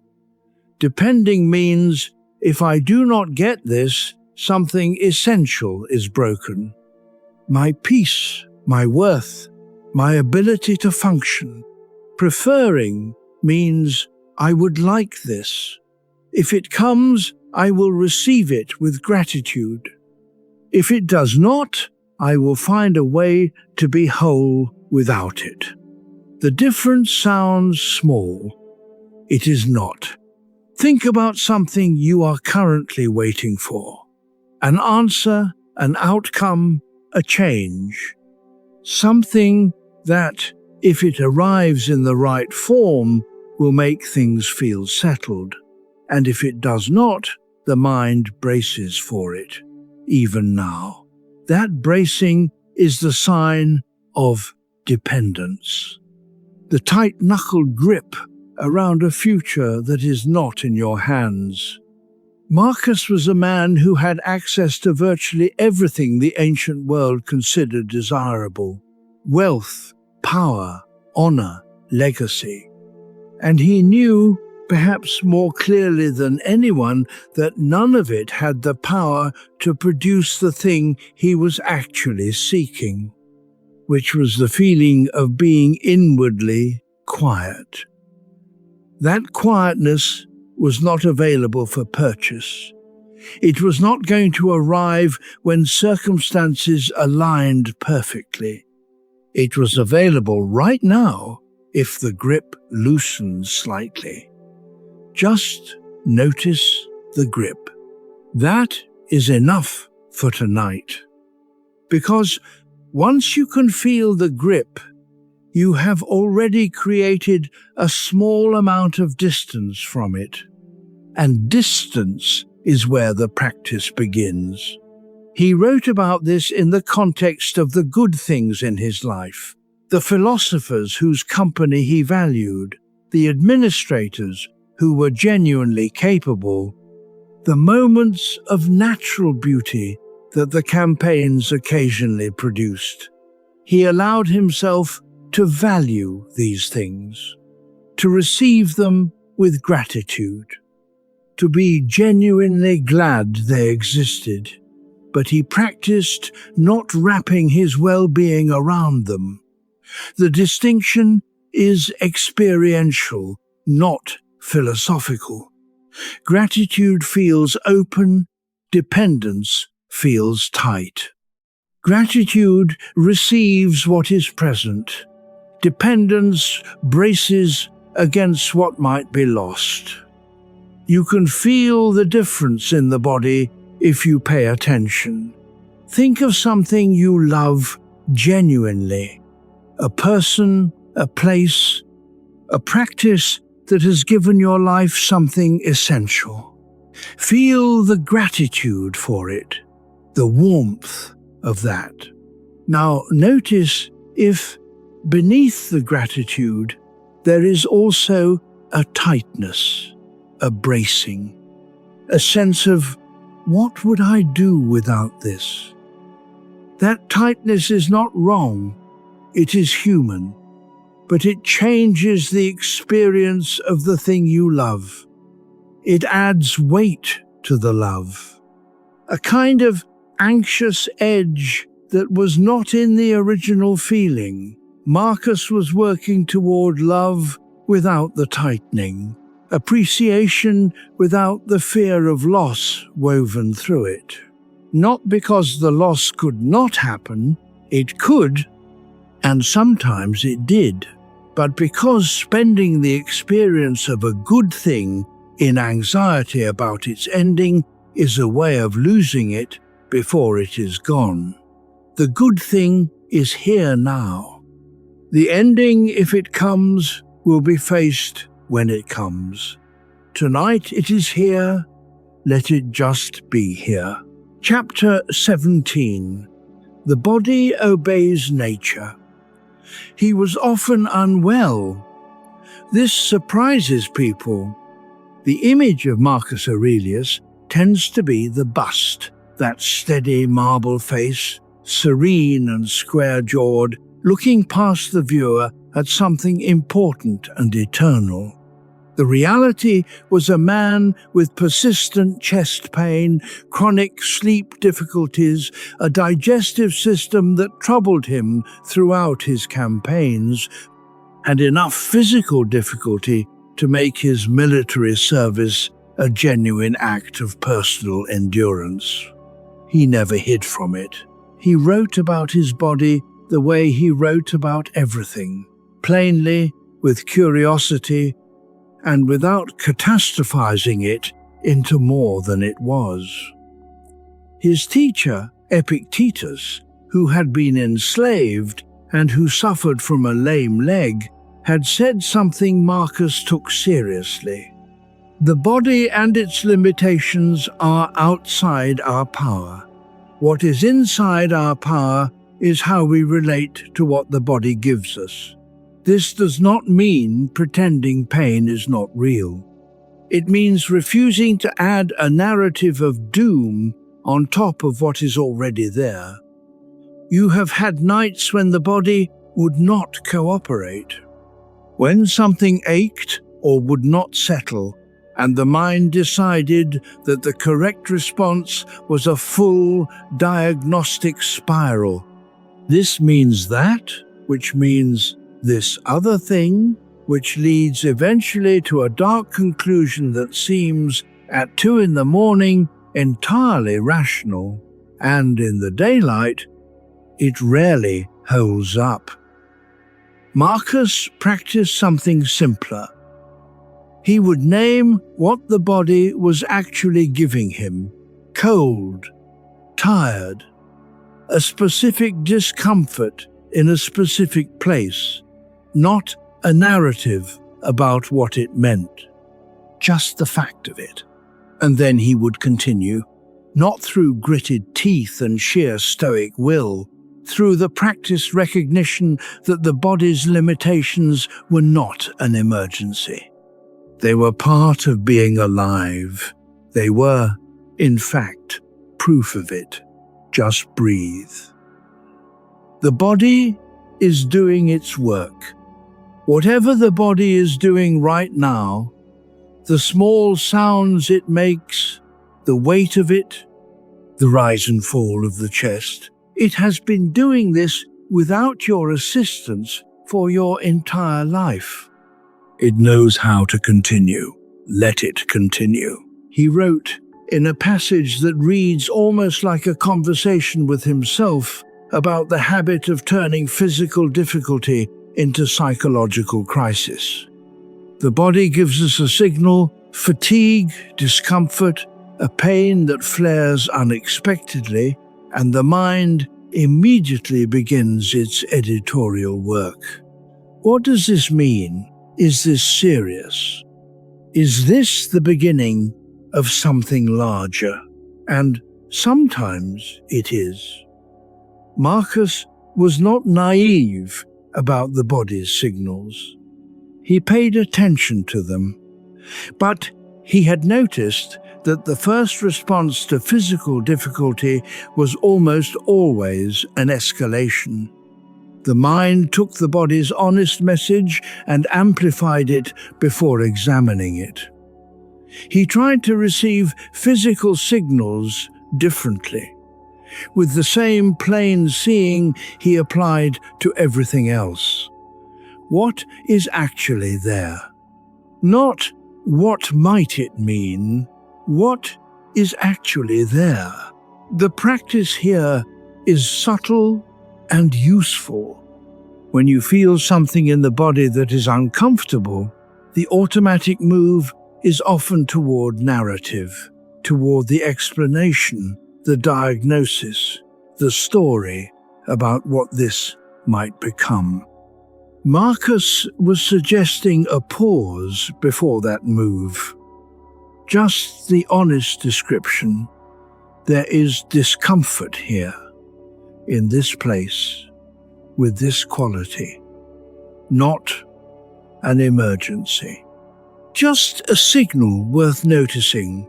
Let your body settle more deeply into where it rests. Whatever it is holding tonight, the accumulated weight of the day, the small tensions that persist into the hours of dark, it is doing what bodies do. Carrying, processing, continuing. The body knows how to rest if you let it. It knows how to breathe if you do not interfere with it. It knows how to be still if you stop requiring it to be otherwise. Trust it slightly more than you may be accustomed to trusting it.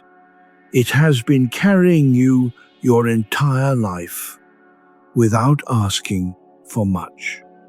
Chapter 18. Fatigue, Pain, and Endurance. He wrote on more than one occasion that laziness was a kind of argument he had with himself every morning. He was not lazy. By any measure, his output during his reign was extraordinary.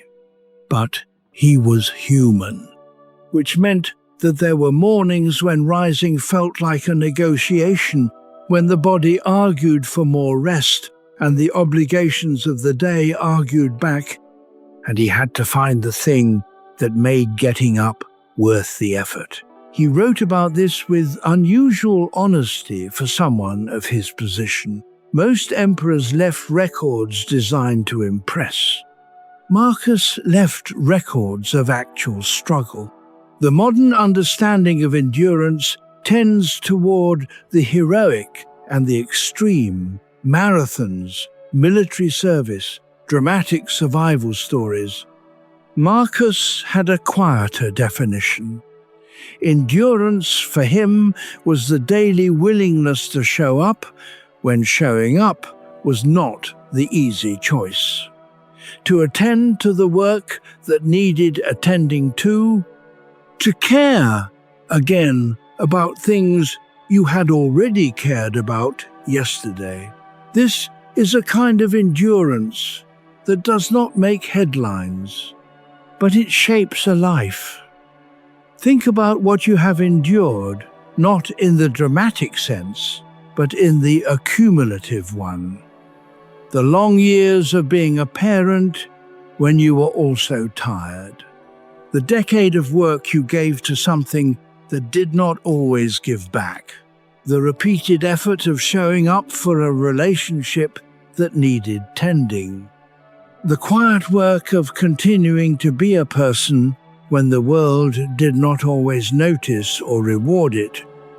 Marcus would recognize all of that. He would say, "This is the real work, not the grand gestures, the sustainable ones," and something he knew that is easy to forget.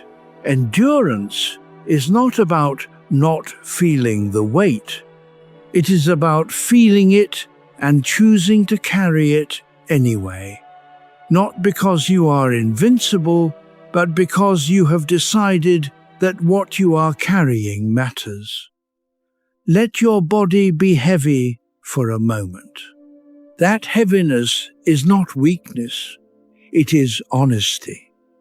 The man who campaigns through cold and illness, who rises before anyone else has stirred, who writes in the dark not because he feels inspired, but because he knows he needs to, that man is not superhuman.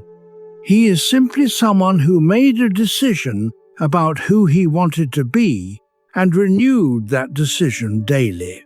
That renewal is the whole of it. He made a specific distinction that modern psychology has also arrived at from a different direction. He distinguished between the fatigue of effort and the fatigue of conflict.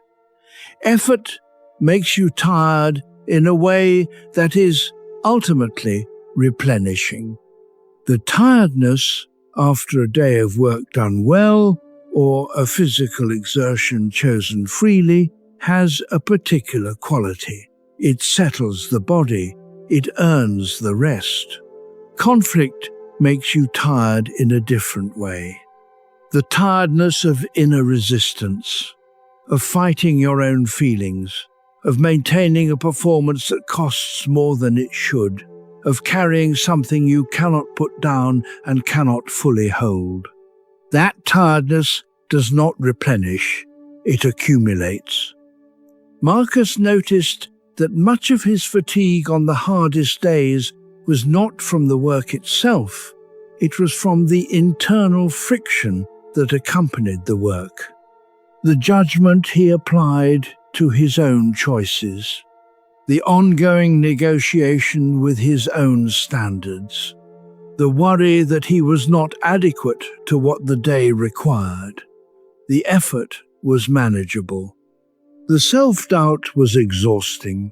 He worked on the self-doubt not by forcing confidence, but by changing the question. Instead of, "Am I adequate?"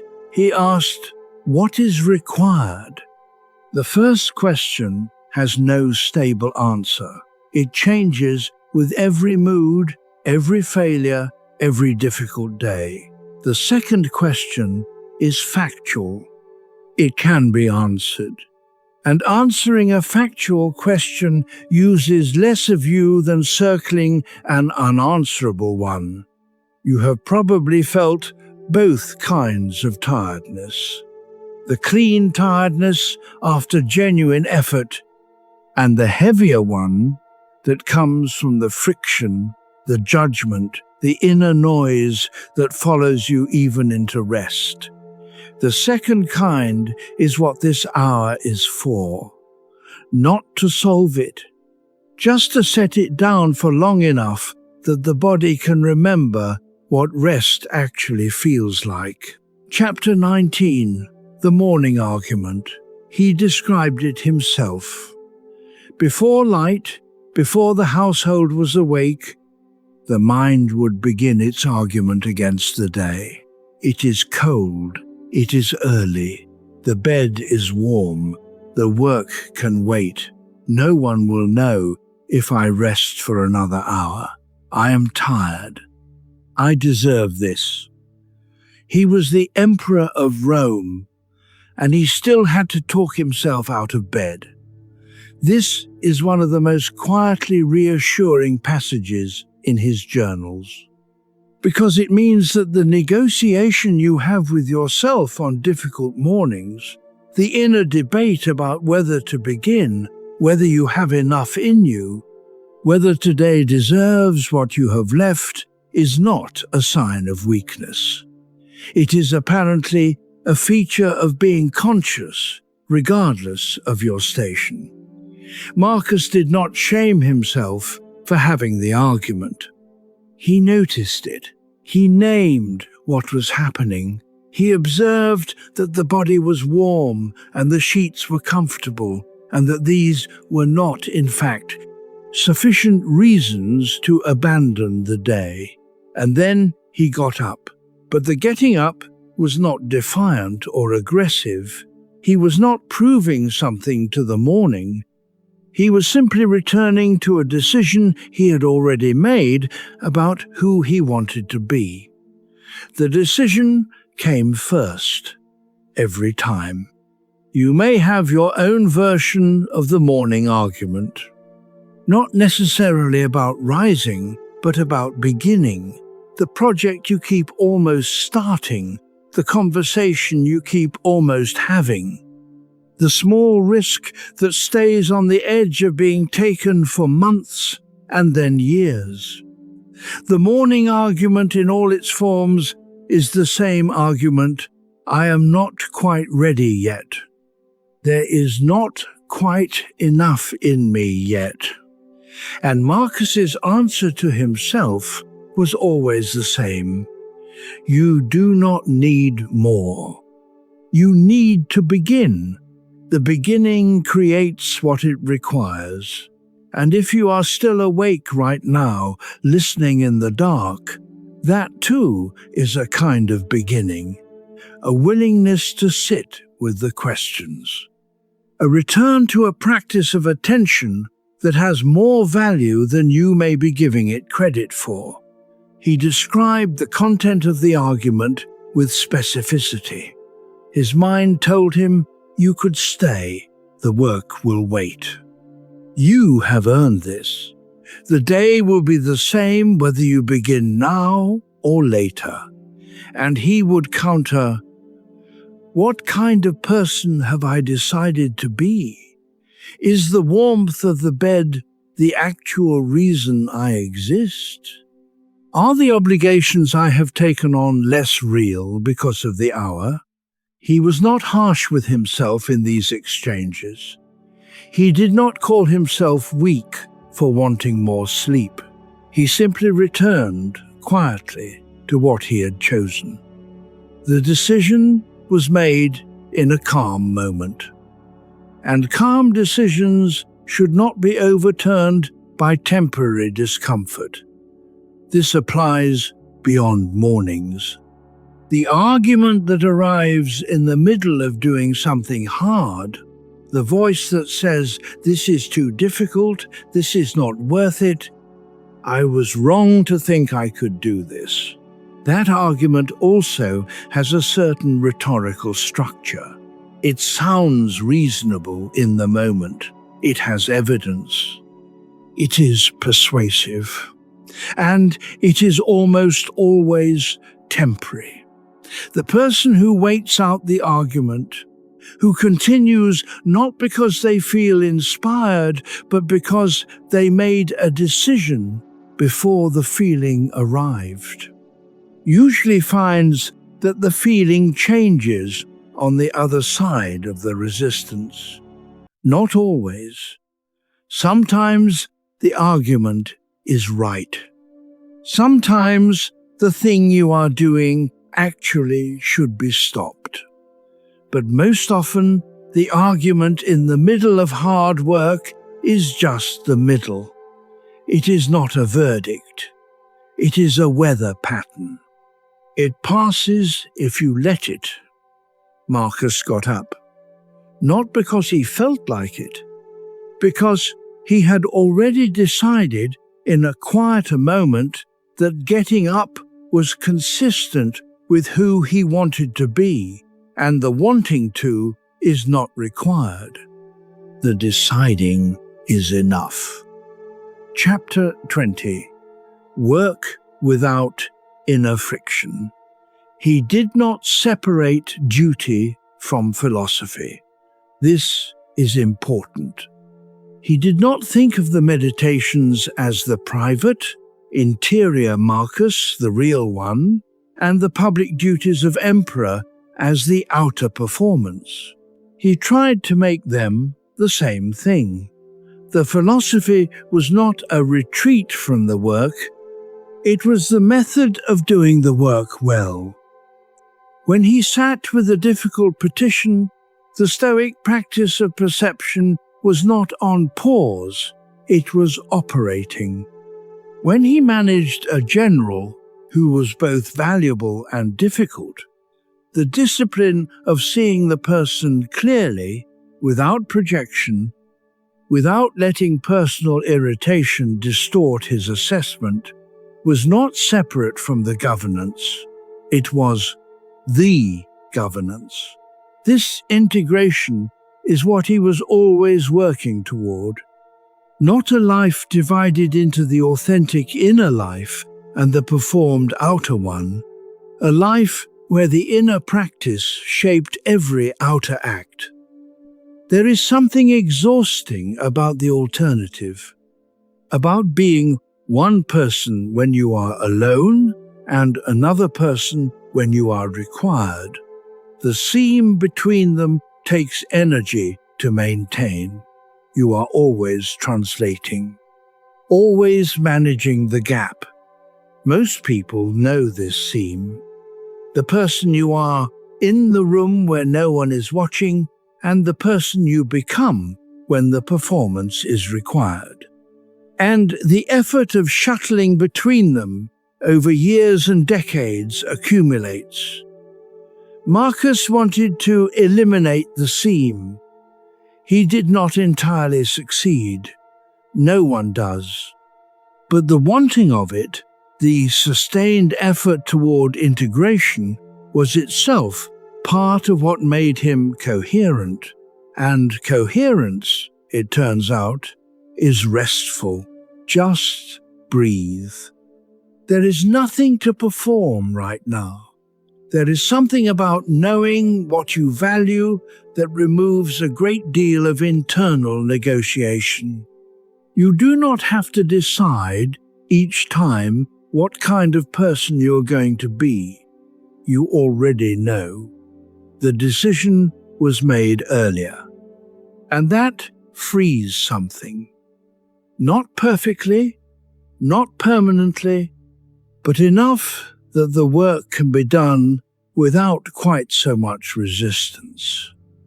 That is the inner freedom Marcus kept returning to. Not freedom from difficulty, freedom within it. He had a specific practice for the days when the seam was most visible, when the performing self and the private self felt furthest apart. On those days he would return, in his writing, to a simple question. What would I do right now if no one were watching and nothing were at stake for my reputation? Not as a fantasy, as a compass reading.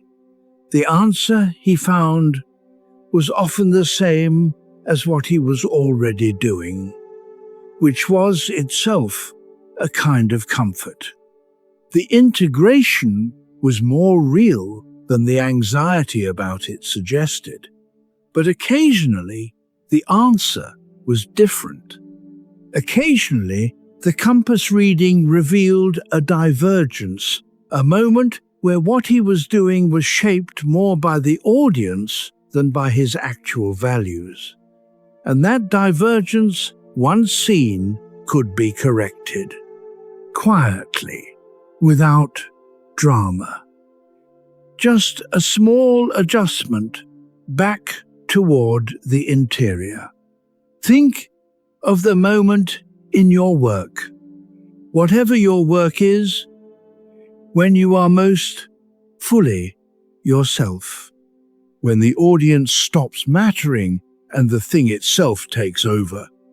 A craftsperson lost in the work, a teacher in the middle of an explanation that suddenly comes alive, a parent doing something ordinary with a child that becomes, for a moment, absolutely real. Those moments are not the performance.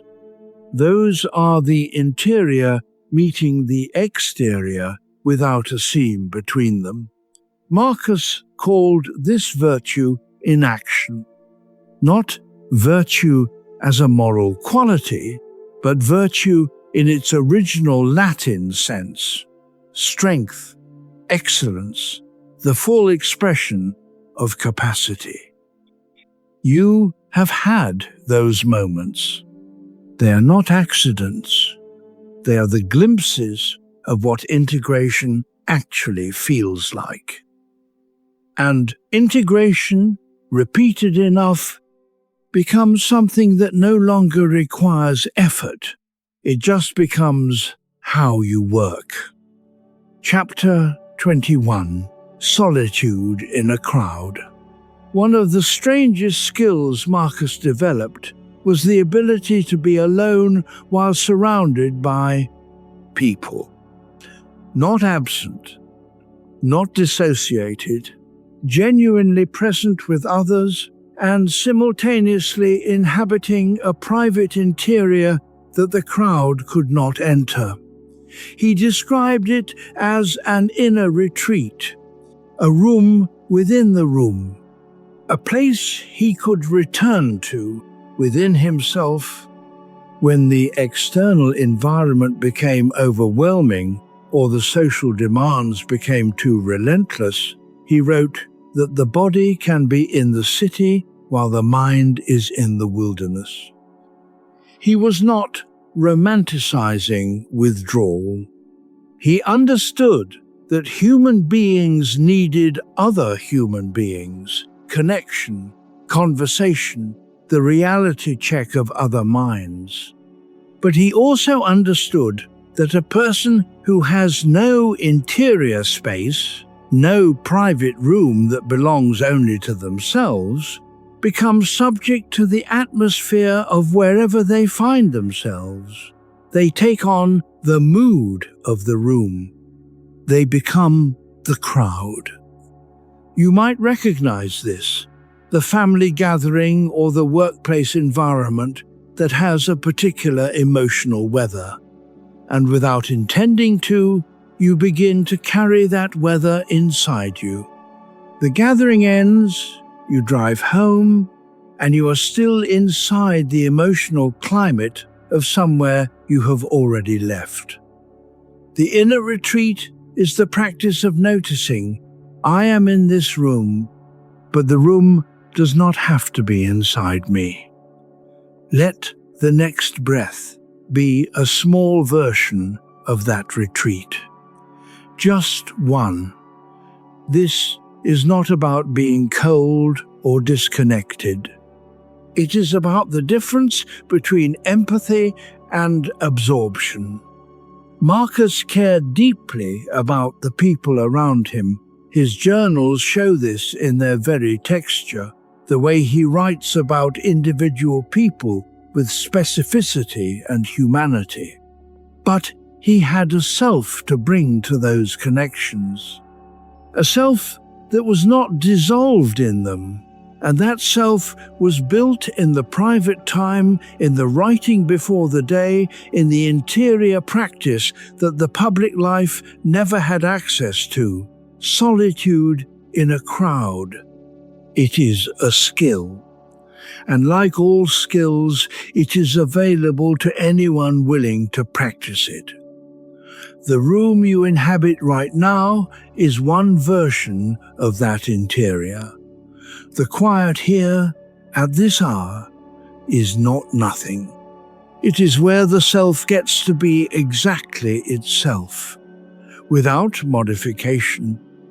He had learned something specific about the texture of interior space, that it was built from accumulated quiet, from the many small moments of choosing not to fill every available silence with something, from the mornings of writing instead of immediately engaging with the demands of others, from the practice of sitting with one's own thoughts long enough that they became familiar rather than frightening. People who have no interior space are not usually aware of its absence. The absence feels normal. They fill every moment with engagement, with content, with the presence of other minds, and it does not feel like avoidance because it has always been that way. But put them in genuine silence and something happens, an unease, a restlessness. The urge to reach for something, anything, that provides external input. Marcus recognized this pattern and deliberately moved in the opposite direction. Not because solitude was inherently valuable, too much of it has its own costs, but because the person who cannot be alone, even briefly, cannot truly be with others either. They are always using other people as a mirror or a screen, or a distraction from the interior they cannot face. The person who has learned to be comfortable in their own company brings something different to connection, presence rather than need. Genuine attention, rather than the performed attentiveness of someone who is actually terrified of the silence. Notice the quality of the quiet right now, not as emptiness, as a particular texture. The specific quality of this room, this hour, this particular configuration of darkness and sound, and the gentle machinery of your own breathing. You are in your own company right now, and you are, perhaps more than you recognize, adequate to it. Chapter 22. The ego wants drama. There is a pull toward catastrophe that Marcus identified with remarkable clarity. He noticed that when something went wrong, a setback, a humiliation, a difficult interaction, there was a version of his mind that wanted to make it big, to grant it weight, significance, permanence. To build from it a story about what this meant, about the state of things, about what this revealed. He called it the amplification of the mind, the tendency to take something real but limited and expand it until it fills the entire room. Part of this, he understood, was the ego's relationship with suffering. There is a way in which suffering confirms significance. If what happened was terrible, it means I matter enough for terrible things to happen to me. If the injustice was great, I am proportionately important. This is not cynical, it is human. Suffering that is proportionate to one's sense of importance feels, paradoxically, affirming, but it is also exhausting. And Marcus noticed that the stories he most needed to deflate were the ones he most wanted to inflate. Think of a recent difficulty you have carried with more weight than it may have deserved.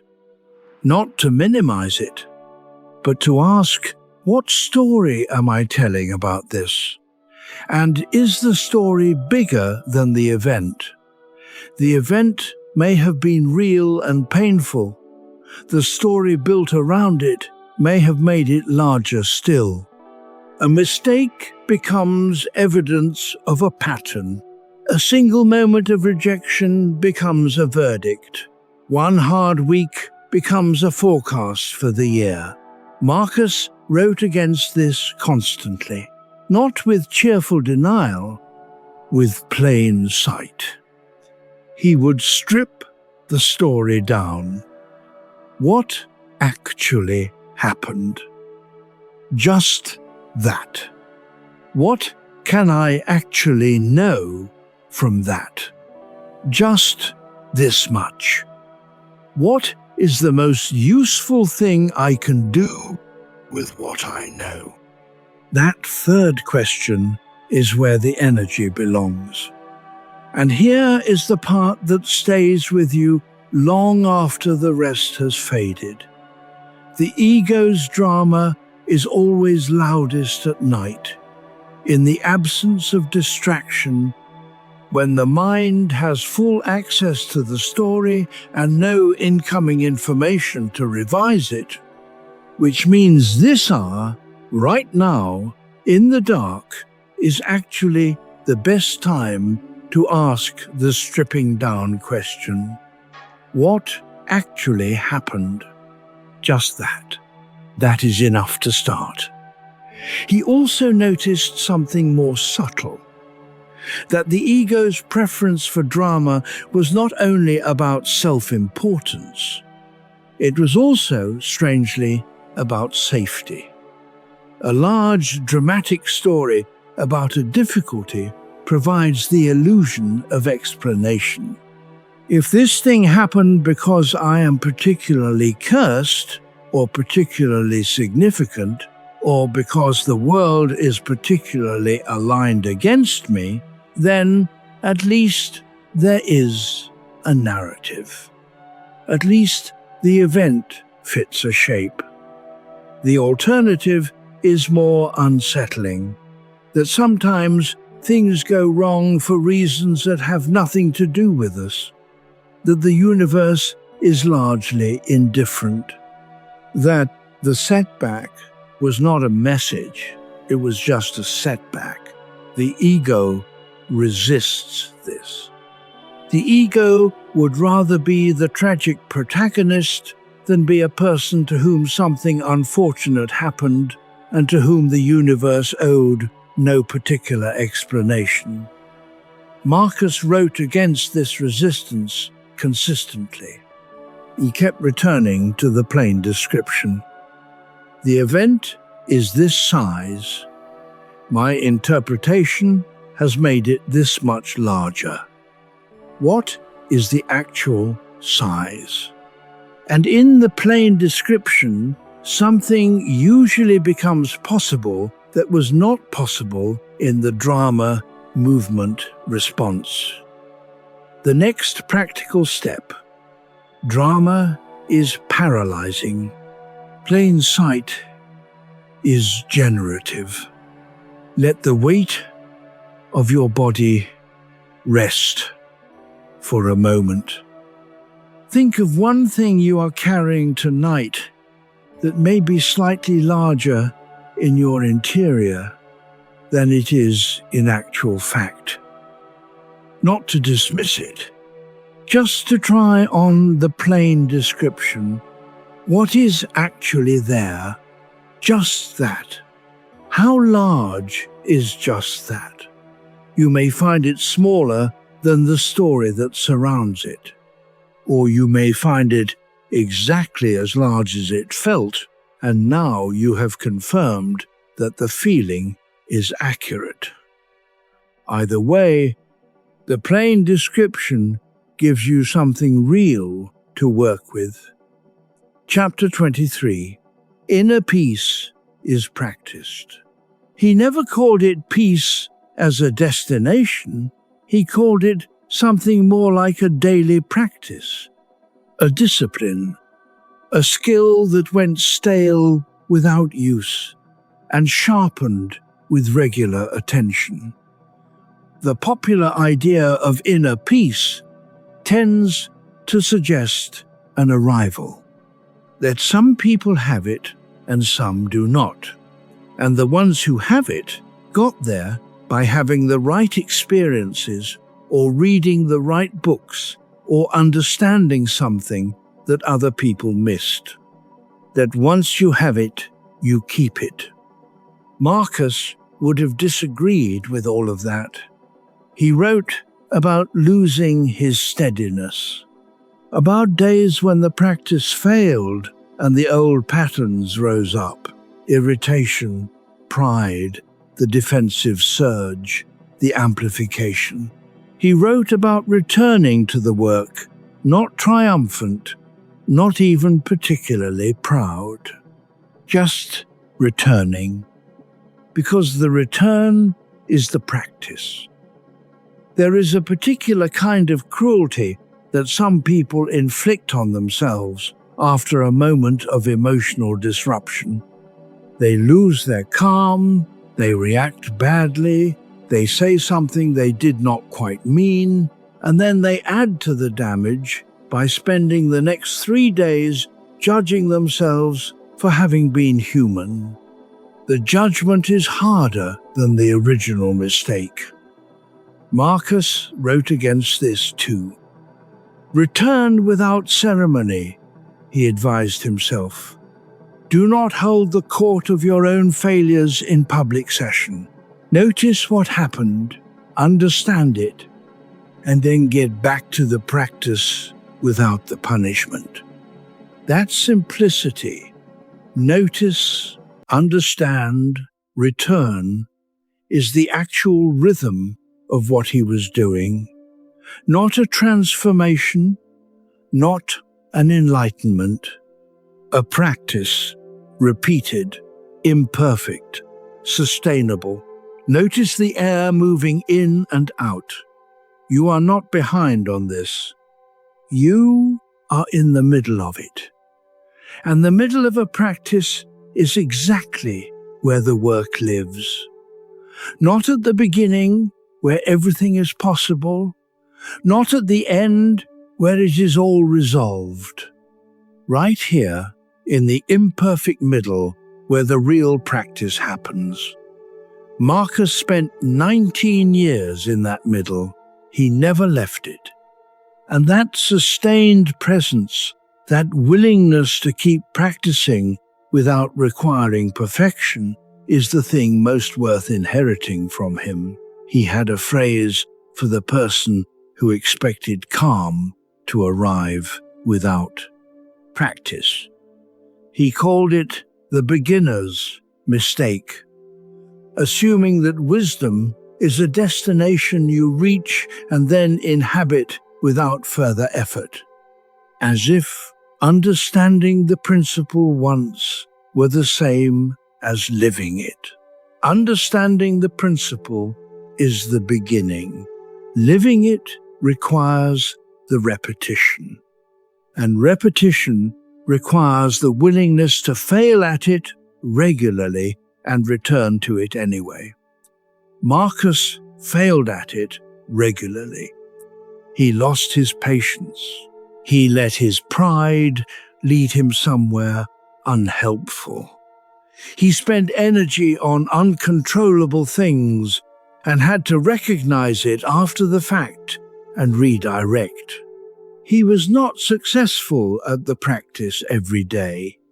What he was successful at was returning.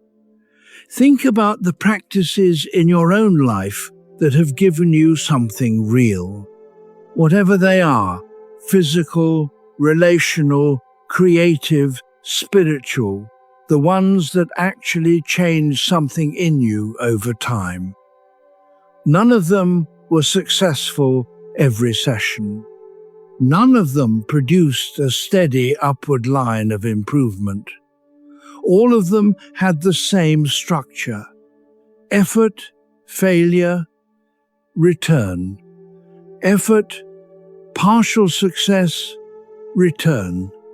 Effort, progress, plateau, return. The return is the practice. It is the whole practice. which means that tonight, even if the day has been difficult, even if the peace you are looking for has been elusive, even if you feel further from the calm you want than you did a week ago, tonight is not a failure. Tonight is a return. You returned to the question. You are here, listening, which is its own form of trying. And trying without requiring perfection of itself is what Marcus would have recognized as the actual practice, not the result. The Return, Chapter 24. The Cost of Complaint. He was particularly interested in complaint, not because he thought difficulty should be silent, but because he noticed that complaint, when it became habitual, extracted more than it produced. There is a version of complaint that is healthy, the honest acknowledgement of what is hard, shared with someone who can help or who simply needs to know. That kind of complaint is actually communication. But there is another kind, the complaint that is performed rather than expressed. The litany of difficulty that has become a kind of identity. The habit of narrating what is wrong as a way of feeling understood without actually seeking to change anything, Marcus noticed both in the people around him and in himself. He wrote about the soldiers who complained, perpetually about the weather, the rations, the length of the campaign, and how their complaints did not relieve the difficulty but seemed to compound it. Each complaint was a return visit to the wound, a way of keeping it open. And he noticed that the soldiers who did not complain were not necessarily suffering less. They were simply not spending additional energy on the suffering they were already carrying. This is delicate territory. Suppression is not the answer. Pretending difficulty does not exist is its own kind of cost. What Marcus was pointing at was something more specific. The complaint that has become structural, a way of existing in the world, a lens through which every incoming experience is received as confirmation that things are hard. When complaint becomes that deep, it stops being a response to difficulty and becomes a filter that finds difficulty in everything.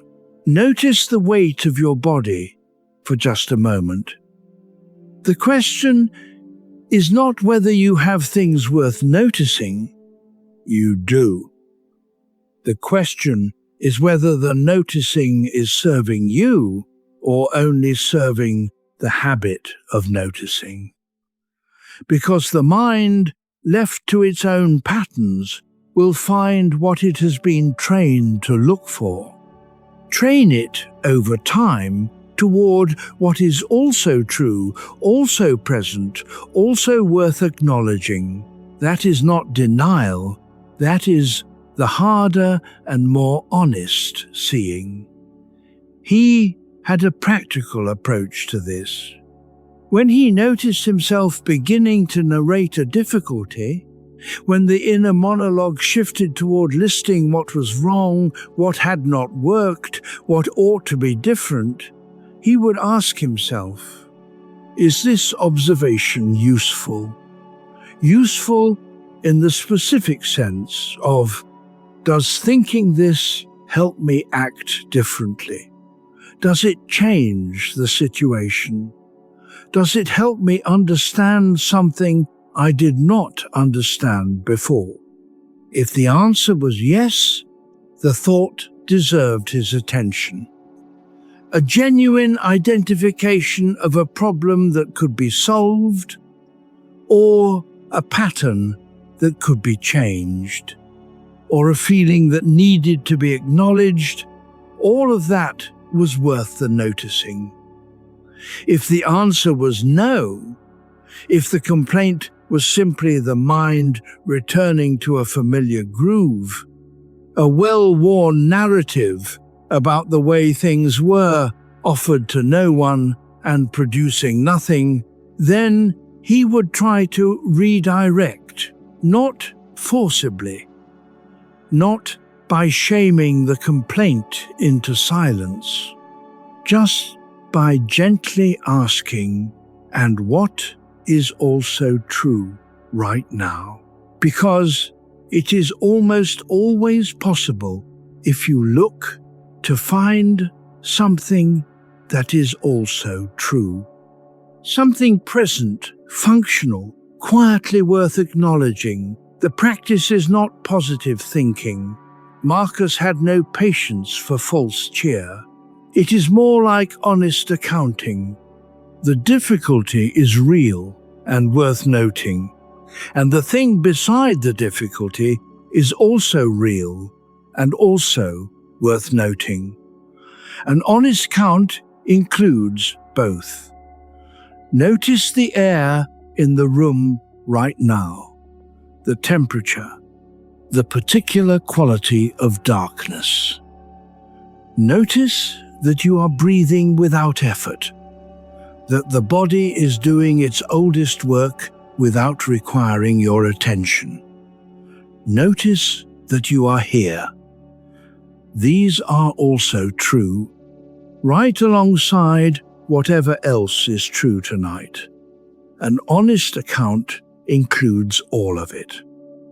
Chapter 25. When others test you.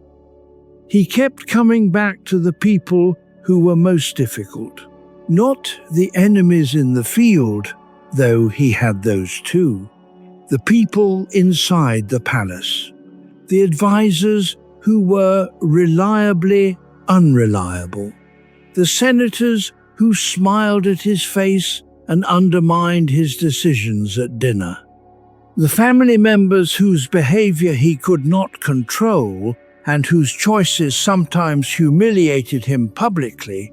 He wrote about them not with bitterness, but with something that reads, over 2,000 years, like compassion that required real effort.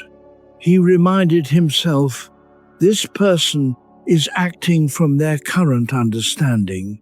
They are not my enemy in some deep cosmic sense.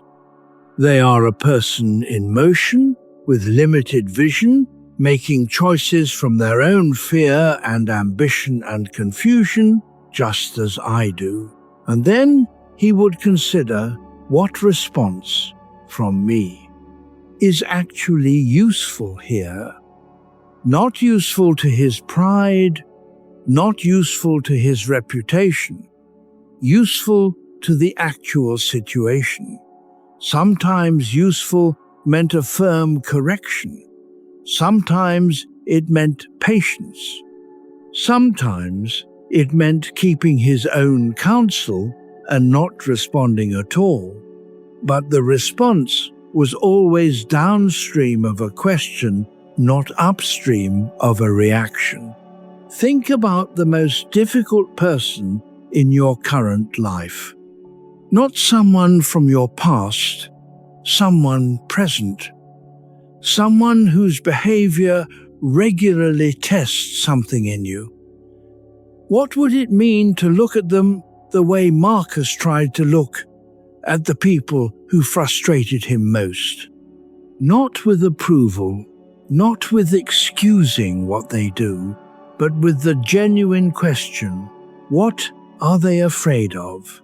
What do they need? What would it require from me to respond without simply reacting? You do not have to answer tonight. Just let the question rest here. And there is one more thing. The people who test you most are often the ones who are most like the parts of yourself you have not yet fully accepted. Marcus noticed this in himself. The quality he most disliked in others was frequently a quality he was most vigilant about in himself, which makes the difficult person, in a strange way, one of the most useful teachers available. He had a practice when dealing with the most difficult people in his life. Before interacting with them, he would remind himself of three things.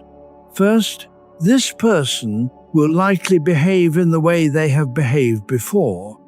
I should not be surprised by this. The surprise is a form of hope I have not yet relinquished. Relinquishing it is not cynicism, it is accuracy. Second, my reaction to their behavior is mine to govern. Whatever they do, the response belongs to me. I do not have to match their tone, their temperature, their manner. Third, there is something worth preserving in this interaction, even if the interaction is difficult. A relationship that matters. A responsibility that requires presence. A value that is expressed through showing up, even when showing up is hard. Three things. Before the door opened. This is not a technique for making difficult people pleasant. They will often remain exactly as difficult as they have been. But it is a technique for meeting difficulty without being transformed by it, for being the constant rather than the reactive variable in an unpredictable equation. Think about a difficult interaction you have coming. Something on the near horizon that requires your presence but not your enjoyment. What are the three things you would want to remember before you walk into it? Not strategies for managing the other person.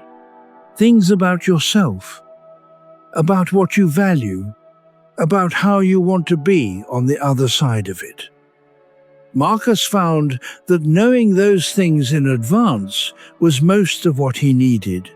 Not scripts, not tactics. Just the settled sense of who he intended to be, carried into the room as preparation. The difficult person changed nothing about that. It was already decided. Chapter 26. Mercy without weakness. He had the power to punish without limit.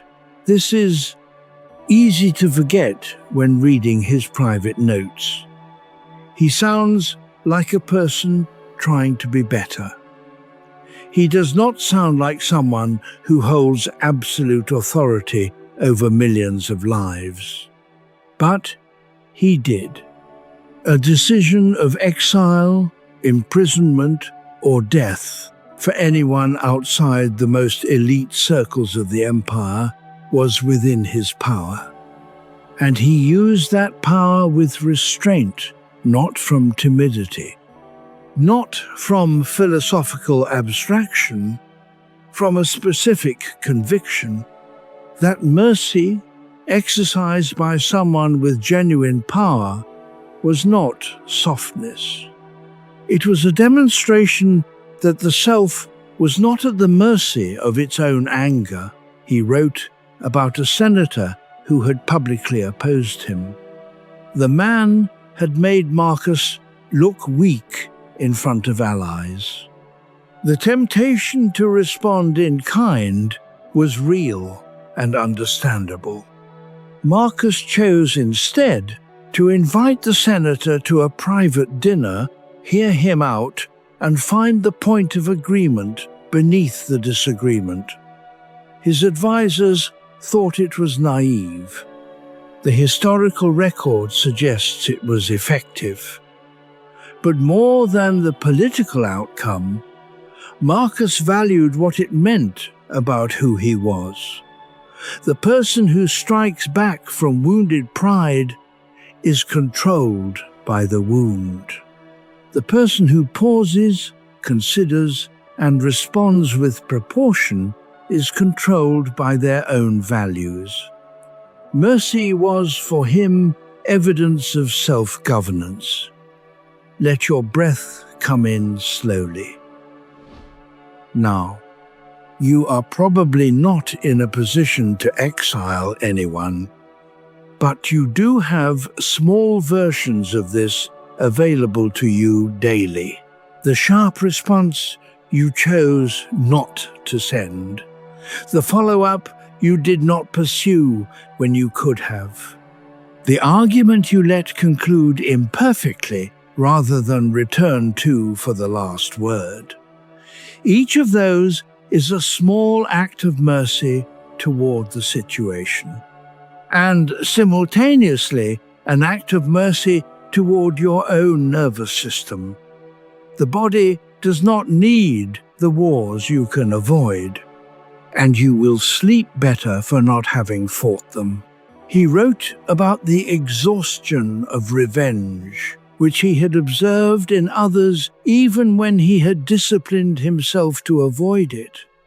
The person who spent years engineering the downfall of someone who had wronged them, who succeeded finally, who found in the success nothing, a hollow where the satisfaction was supposed to be.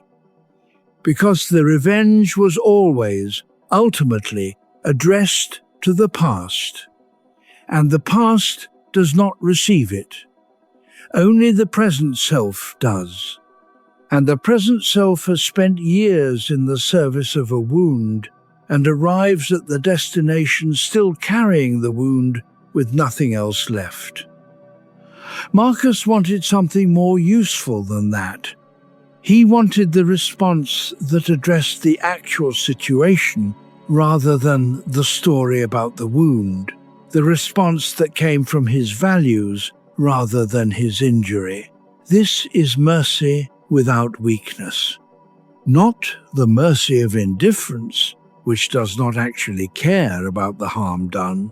Not the mercy of fear, which does not dare to respond at all. The mercy of someone who is powerful enough to retaliate and who has chosen, for reasons rooted in their own values, not to. That choice is a form of strength. Perhaps the most demanding form, because it requires you to hold the harm done, to acknowledge it fully, and then to refuse to let it dictate your next move. Think of the smallest version of this available to you right now. Not a grand act of forgiveness, just one moment where you could have insisted on the last word and did not, where you could have kept the argument alive and let it end. Those small choices accumulate. They do not feel like mercy in the moment. They feel like restraint, like holding something in. But over time, they change the architecture of the interior. Less devoted to the wound, more available for everything else. Chapter 27. The Freedom of Acceptance. This is where Marcus's Stoicism becomes most radical. Not in the political sense, in the deeply personal one. He believed and lived this belief as fully as any philosopher has ever lived. A belief that the acceptance of what cannot be changed was not resignation. It was liberation. The word acceptance gets misread easily. People hear it as giving up, as saying, "It is fine, whatever. I will not fight for what I value." Marcus meant something entirely different. He meant I will not add to the weight of what is already there by spending my remaining energy fighting the fact of it. The river floods. The campaign goes badly. The illness returns. The friend betrays a confidence. These things have already happened. They are complete in the past, even if their effects continue into the present. And the question is not whether to acknowledge them or to grieve them, both are appropriate. The question is whether, once the acknowledgement and grief have been given their honest space, you continue to pay the bill. Because the mind will present the bill again, dressed as rehearsal, as preparation, as the legitimate need to understand what happened, and sometimes it is. But often it is just the bill being presented for the fourth time when you have already paid it, and paying it again changes nothing. Acceptance is the decision not to keep paying for something that is already done. Viktor Frankl, who survived the concentration camps and spent the rest of his life understanding what made survival possible, came to a similar understanding through a different route. He wrote that when we can no longer change a situation, we are challenged to change ourselves, not our values. Our relationship to what cannot be moved. Marcus would have recognized that immediately. Let your breath soften. What you cannot change tonight does not need another hour of your attention. It will still be there in the morning, exactly as large as it actually is. Not larger for having been ignored, not smaller for having been rehearsed. Just there. And you, rested, will be better equipped to meet it. He had a specific test for when resistance had become counterproductive. He would ask, has my thinking about this changed the situation? Not, has it helped me understand it, or grieve it, or prepare a response? Has the actual situation changed because of the time and energy spent resisting it? If yes, if the thinking was productive, if it generated action or understanding, then the energy was spent well. If no, if the situation remained exactly as it was, unchanged by any amount of mental resistance, then the resistance was spending something real without producing anything. That is the moment acceptance becomes not only wise, but efficient. Not a spiritual achievement, a practical economy. The conservation of resources for what can actually be worked with. The Taoist tradition, which arrived at many of the same conclusions Marcus reached through Stoicism, used the image of water. Water does not fight the shape of its container, it fills it. Water does not argue with the rock in its path, it flows around it. And over centuries, the yielding water shapes the resistant rock, not by force, by persistence and flexibility. There are things in your life right now that cannot be moved by direct force. But that might be navigated, that might be accepted precisely well enough that your energy, freed from resistance, can flow into something productive.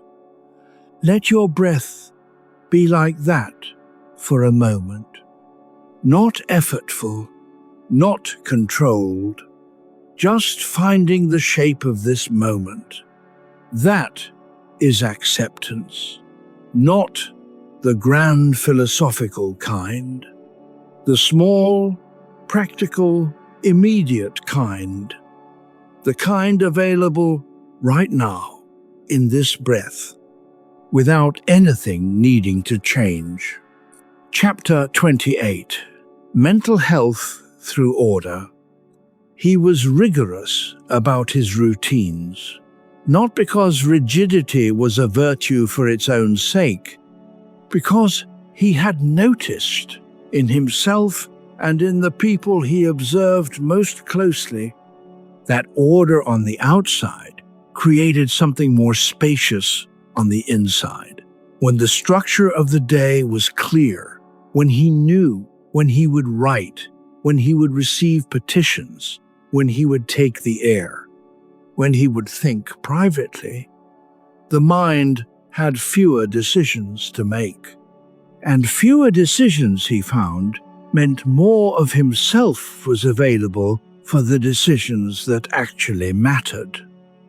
Modern psychology has confirmed what Marcus understood through observation. Every choice we make uses a small amount of cognitive resource, so that after many choices, the quality of our thinking declines. We become impulsive, reactive, less able to consider the long view. Researchers call this decision fatigue. Marcus was practicing a kind of intuitive decision conservation 2,000 years before the research confirmed it. He kept his writing regular. He kept his movements measured. He kept his meals simple. He did not add complexity where simplicity was possible. And that conservation of energy, that small, ongoing practice of not spending himself on the unnecessary, is part of what allowed him to maintain the quality of thought his position required. You have your own version of unnecessary complexity. The choices that accumulate until the mind is running at reduced capacity by the time the important things arrive. The morning scroll that uses the freshest part of your thinking on other people's content. The evening sprawl of choices that leaves you depleted when sleep is what you need most. None of this is catastrophe. It is just the quiet erosion of availability. Just breathe. There is nothing to decide right now. Marcus kept his inner room clean, not spotless, not always, but consistently enough that when something genuinely important entered, there was space for it. The simplest version of that practice available to anyone is this: one thing done regularly before the day's demands arrive. That belongs only to you. 5 minutes. 10. Not productive in the usual sense, just present, just yours. Marcus called it philosophy. You can call it whatever it needs to be called. He had a word for the life lived without structure. He called it drift. Not passivity exactly. Someone could be very busy and still be drifting. Drift was the state of responding to whatever arrived rather than orienting deliberately toward what you had decided mattered. The drifting life exhausts itself on things it never chose, on obligations that accumulated through inertia rather than intention, on habits that settled in quietly and then became load-bearing walls in an architecture the person never designed. Marcus designed his days deliberately. Not rigidly. He was in a military campaign, and the day's requirements were often unpredictable. But he designed the structure that preceded the unpredictability. He controlled what he could control and released the rest. The practice is simpler than it sounds. It is just the habit of deciding before the day runs you what you would like to give some of yourself to, not every hour, not every moment. Just one or two things that you chose, that are yours, that will not be crowded out unless you let them be. For Marcus, it was the writing, the morning philosophical examination. He protected it. You have something equivalent, something that, when you do it consistently, makes the rest of the day better. Not because it is productive in the conventional sense, because it orients you. It is probably already known to you. You may already know exactly what it is. The question is whether you protect it, whether you treat it as a given rather than as a luxury. Marcus treated the writing as necessary, not indulgent. Necessary. Because a mind that does not have a regular moment of orientation is a mind at the mercy of whatever happens to arrive next. And that is a costly way to live. Chapter 29. The universe does not hurry. There was a concept the Stoics held that is easily misunderstood. They called it the logos, the reason or ordering principle of the universe. The pattern that moves through all things, connecting events to each other, cause to effect, moment to moment. What they were pointing at, and what Marcus returned to often when he felt the particular anxiety of believing things should move faster than they were moving, was the idea that nature does not hurry. The process has its own pace. The season arrives when it arrives. The seed grows at the speed the soil and light and water allow, and the person who spends the winter furious at the ground for not producing spring is not hastening the spring. They are simply adding anguish to waiting. You know this feeling. The waiting that feels like it should be over by now. The thing that is developing slower than you believe it should. The recognition you expected and have not received. The healing that has its own schedule regardless of how ready you feel to be healed. Marcus came back to the river often, not the Danube specifically, but rivers as a metaphor.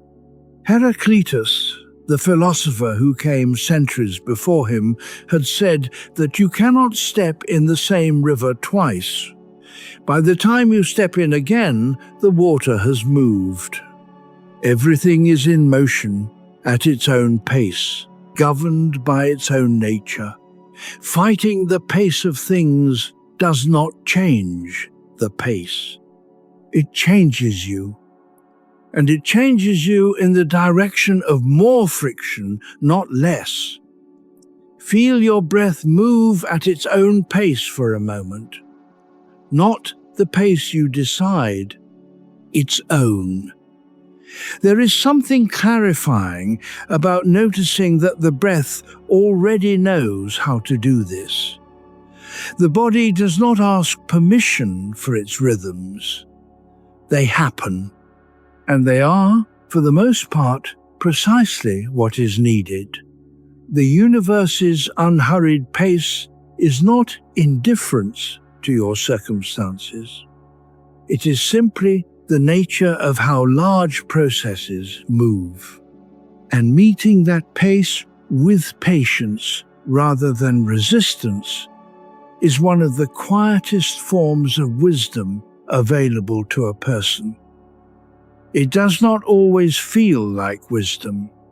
It often feels like waiting. But the difference between waiting and practice is just the orientation you bring to it. He used a specific phrase for the experience of accepting the universe's pace. Going with the Logos. Moving in alignment with the underlying reason of things rather than against it. In practical terms, this meant noticing when his effort was aligned with the natural direction of events and when it was opposing it. When he was working with what was possible and when he was demanding what was not. The distinction is not always easy to make. Sometimes what looks like the current's direction is actually inertia. Sometimes the resistance that looks like fighting the current is actually the difficult but right work of changing course. But there is a quality to the two kinds of effort that is distinguishable from the inside. Working with the grain of things has a certain ease, even when it requires significant effort. Like a good conversation, the energy involved is real, but it does not deplete. Working against the grain has a different texture, a friction, a quality of diminishing return, where the effort increases while the progress does not. Marcus tried to use that friction as information, not as a reason to give up, as a signal to ask, am I fighting this correctly, or am I fighting the wrong thing? Mihaly Csikszentmihalyi, the psychologist who studied optimal human experience, found something related. He discovered that the states people most frequently described as deeply satisfying had a quality of alignment, of challenge, meeting skill so precisely that effort became almost invisible. He called it flow. The sense that the work and the self were moving in the same direction, at the same pace, without friction. The universe's unhurried pace, accepted, sometimes creates the conditions for that. The removal of urgency creates the space for precision. And precision, done quietly and well, is one of the most satisfying things a human being can experience. Chapter 30. Becoming smaller than rage. There is a moment in the middle of great anger when you can feel its shape. It is enormous. It fills the chest and the throat and the space behind the eyes. It makes the hands tight. It makes the voice louder, or in some people, very quiet. It reorganizes the entire internal landscape around itself, the way a storm reorganizes the visible horizon. Marcus knew this shape. He wrote about it with the honest specificity of someone who had felt it from the inside. Not the contained, philosophical Marcus of the popular imagination, the real one, who felt the surge and had to work deliberately against giving it full authority. He would remind himself when rage arrived of something precise. The anger feels larger than me right now. But it is not.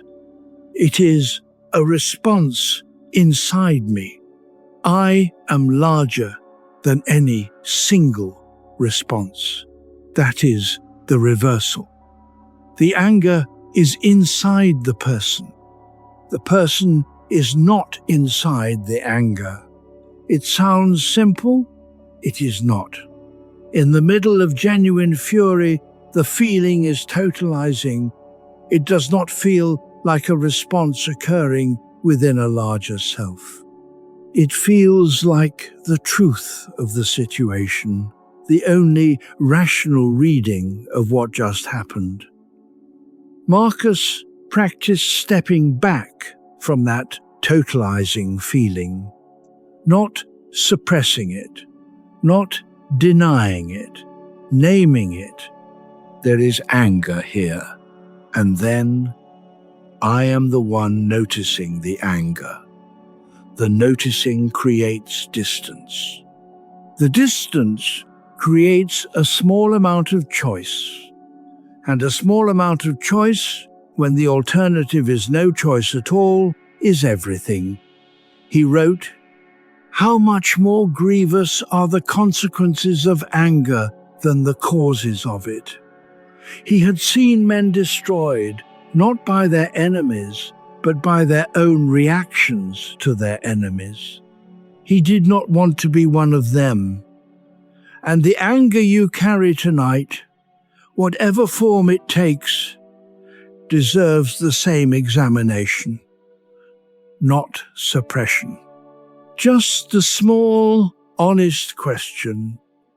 Am I inside this, or is it inside me? The answer tells you where to stand. He wrote about a technique he called waiting for the anger to move through. He compared the surge of anger to weather. A storm arrives. It is real. It is powerful. It does not care about your preferences or your schedule. And it will, if you do not interfere with its natural course, pass. What interferes with its natural course is speech, or decisive action taken from within the storm, or the rehearsal that keeps the weather artificially present after it would otherwise have moved on. Marcus learned to wait, not with clenched stillness, with the practiced patience of someone who understood that weather has a life cycle and that the cycle does not require his participation. The Stoic researcher Pierre Hadot, who spent decades studying Marcus's meditations, wrote that the practice Marcus was describing was not suppression at all. It was something more like transformation. The anger was allowed its existence, but it was not allowed to become action before it had been examined. And in the examination, something changed. Not because examination dissolved the anger, it did not always, but because the examined anger had to compete with other things, with perspective, with the question of what was actually at stake, with the longer view. Think of the last time you were in the grip of genuine anger, the kind that felt totalizing, that reorganized everything around itself. And then, sometime later, it loosened. What changed? Often, nothing. The situation that produced the anger remained exactly as it was. But time passed. Some smaller experiences intervened. The body moved, or rested, or ate, and the anger, without fuel, diminished. Marcus was trying to understand that diminishment from the inside, so he could assist it rather than fight it. The anger is not the enemy. Feeding it past its natural life cycle is Chapter 31, Silence Before Reaction. He practiced waiting, not passively, deliberately. When something arrived that provoked a strong response, he developed the habit of inserting silence before the response. Not forever, just long enough for the initial surge to move through the body without commandeering the tongue. He wrote about this in a way that reveals he had learned it the hard way. There were moments, he implied, when he had spoken before the silence had had its effect, when he had responded from the peak of the feeling rather than from the floor beneath it. And the result was words he spent energy walking back. The silence was less expensive. This is wisdom that keeps being rediscovered in new forms. Recent research into emotional regulation confirms what Marcus understood through observation. The emotional response peaks quickly and then, if nothing fans it, begins to diminish within minutes. The body is designed to return to baseline if you do not keep re-stimulating the response. But language is a powerful re-stimulant. Every sentence spoken in anger is a return to the feeling. Every rehearsed argument is a maintenance of the physiological state. Every message sent before the silence has done its work can sustain an hour's worth of emotional intensity. Marcus chose the silence not because he was cold, because he was honest about what happened when he did not. Let your jaw be soft for a moment. You have your own relationship with this. The message sent too quickly. The response that came out louder than intended. The moment when the first thing you said was not the truest thing, just the most pressurized. Silence is not absence. It is presence with a delay. The you that responds after the silence is closer to who you actually are than the you that responds in the first heat.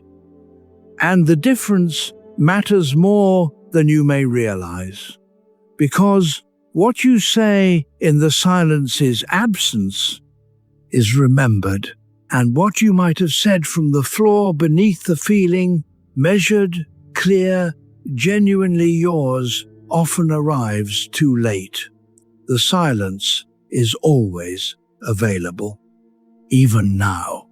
He also noticed the difference between productive silence and the silence that is actually preparation for a more elaborate response.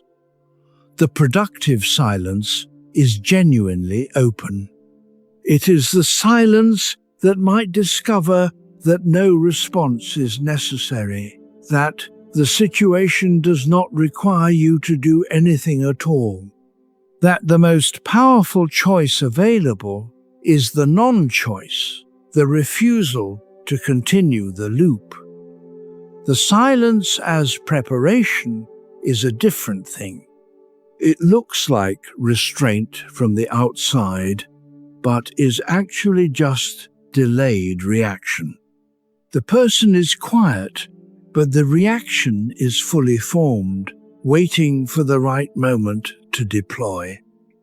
Marcus was trying to create genuine silence. Silence that was truly open to the possibility that his first reading of the situation was wrong, that the person who seemed to be attacking him might just be afraid, that the outcome he was bracing against might not arrive, that the moment might simply pass without requiring his intervention. This is harder than it sounds. The genuine silence requires a loosening of the need to be right, a willingness to not know for a little while what the right response is, to live in the uncertainty of the open question rather than closing it prematurely with a prepared answer. And this is where the silence becomes not just practical, but philosophical. Because the person who can sit in open uncertainty, who does not need to close every question immediately, who can tolerate the not yet knowing, that person is genuinely less reactive than someone who needs every situation resolved before they can rest. Marcus was building that tolerance. One practiced silence at a time. Let the next breath be its own silence. Not preparation, just the quiet. Something genuinely open to whatever comes next. Chapter 32. Letting go of control. Here is the thing Marcus understood that most people spend a lifetime resisting. He understood that the desire for total control over outcomes, over other people's behavior, over the way events unfold, was not a sign of strength. It was a sign of fear. Specifically, fear that without constant management, things would go irreparably wrong. And so, the person grips. They plan for every contingency. They monitor every variable. They respond to uncertainty with effort, more effort.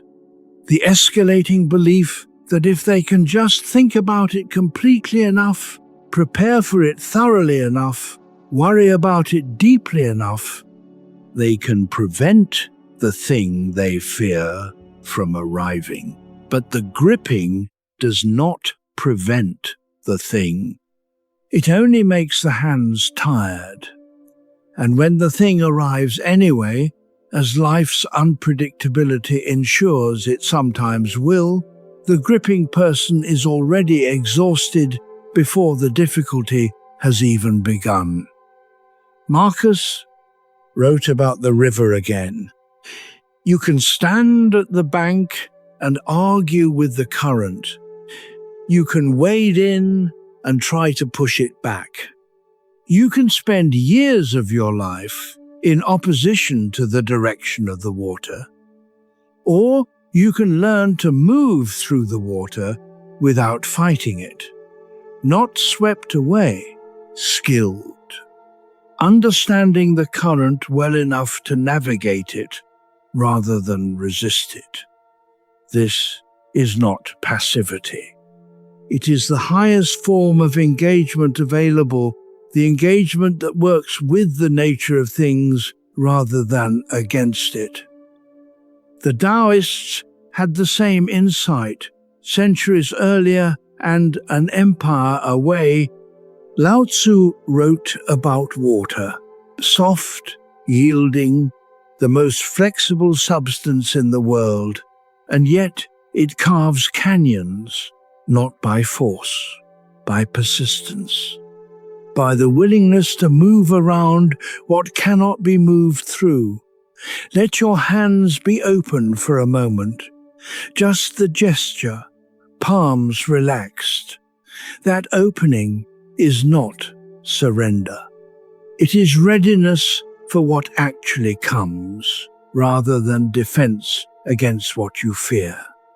Control is the mind's way of asking for safety. What it actually needs is trust. Trust that you will handle whatever arrives, because you have handled everything so far, and you have. Every difficult thing you have ever faced, you have gotten through. You are here.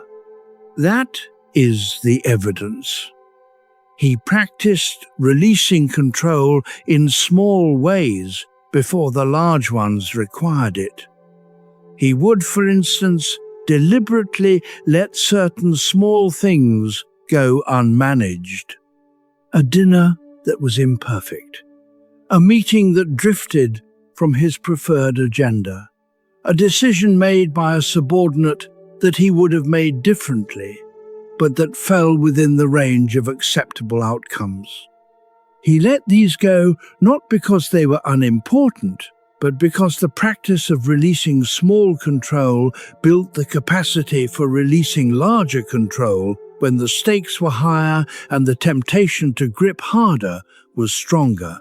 This is counterintuitive. The instinct is to practice control where it matters least and exert it most where it matters most. But Marcus found the opposite was more effective. Build the capacity through small releases, and the large releases become possible. Think of something you have been trying to control that is not, in any meaningful sense, within your actual power. Not something entirely unimportant, something real. Something that has been occupying attention and generating effort without producing proportionate results. What would it mean to genuinely release it? Not to stop caring about the outcome, but to stop treating your continued effort to control it as the cause of the outcome. Because often, the outcome is going to be whatever it is going to be. And the only thing your grip is actually affecting is you. The release is not indifference. It is the honest acknowledgement that you have done what you can, that the rest belongs to the current, and that you can trust yourself to handle whatever the current brings, because you have been handling things your entire life and you are still here. That is the evidence. You are still here. Open hands. Let the current carry what it carries. You will know what to do when it arrives. Chapter 33. The Calm Face of Duty. Marcus was not trying to escape his life. This is important. The philosophy was not. A retreat from the demands of his position, it was the equipment he used to meet them, and meet them, and meet them again, day after day. For 19 years of continuous reign, he believed in duty. Not as an abstract virtue, but as the specific obligation of showing up for the particular place you occupy in the world. Father, emperor, neighbor, friend.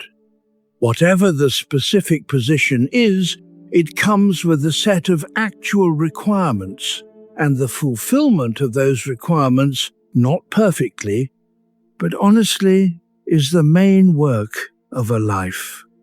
He did not always find the work meaningful. He wrote about the tedium of administration, the long days of petitions and decisions that felt mechanical, the meetings that went on past the point of usefulness. He showed up anyway, not through willpower as a kind of brute force, through the practiced understanding that the work itself, done with care and without inner drama, was a form of the philosophy. That integrity under boredom was as much a Stoic practice as integrity under crisis. Think about what you show up for regularly that does not always reward you with meaning, the morning that begins before you are ready, the work that matters but does not always feel like it matters, the relationship that deserves your presence even on the days when presence is the last thing that feels available. Marcus did not have a secret source of energy. He had a practiced relationship with effort. And the practice meant he could work from a calmer place, a quieter inner engine, a fuel source that did not require the emergency to be burning before he could act. Notice the breath. Let it be easy. That steadiness, accumulated over years of small, consistent practice, is what made him something unusual. Not a saint, just a person who kept going, quietly, with intention, day after day. And the face of that keeping going, when it is done without drama, without performance, without the need for anyone to witness it, that is, perhaps, the calmest face a human being can wear. He had a specific phrase for the quality he was cultivating in his daily work. He called it the practice of what is within reach. Not the grand gesture or the dramatic decision, but the consistent, honest, careful attention to what was actually in front of him today. The philosophy was not something to be applied at the moments of great crisis. It was for the Tuesday afternoon, the ordinary morning, the petition from a person whose situation was not remarkable in any way, who needed a fair assessment from a tired emperor. He gave the fair assessment. Not because he always felt like it, because he had decided that fair assessments, given consistently, were part of what he was doing here. The Stoics had a concept they called preferred indifference to outcomes. Marcus extended this to the texture of daily work. He tried to be genuinely indifferent to whether the work was interesting or tedious, recognized or unnoticed, heroic or ordinary. The quality of his attention did not depend on the quality of the stimulus. That is a profound form of freedom. The freedom from requiring the work to be exciting in order to give it your best, and it is available to anyone in any kind of work. Not perfectly, not always, but as an orientation, as a direction. Notice the weight of your body, the breath moving slowly, the particular quiet of this hour. You have been a person who showed up today, in whatever form that took, and the showing up, done without drama, without requiring it to be noticed, that is the calm face of duty that Marcus was writing about. It does not announce itself, it just continues. And in the continuation, over time, something is built that no single dramatic gesture could have built alone. Chapter 34, Living Without Performance. He wrote one more thing about the private and the public self that seems, at this late hour, worth sitting with. He said, "Do not live as if you have many years ahead of you. Do not let that assumption make you careless with the days you have.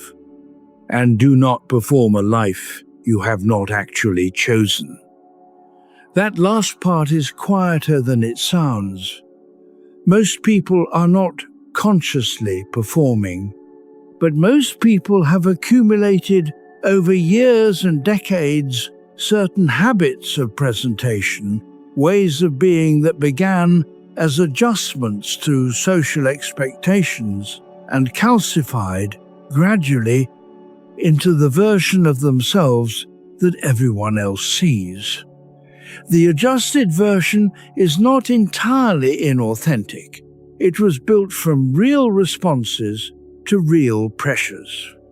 But it is not entirely chosen either.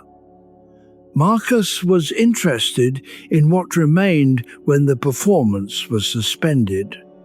When no one was watching, When the obligation to present a particular face to a particular room was removed, what moved? What was genuinely cared about? What was actually wanted as distinct from what was expected? These questions do not have clean answers. They are not designed to, they are designed to be sat with.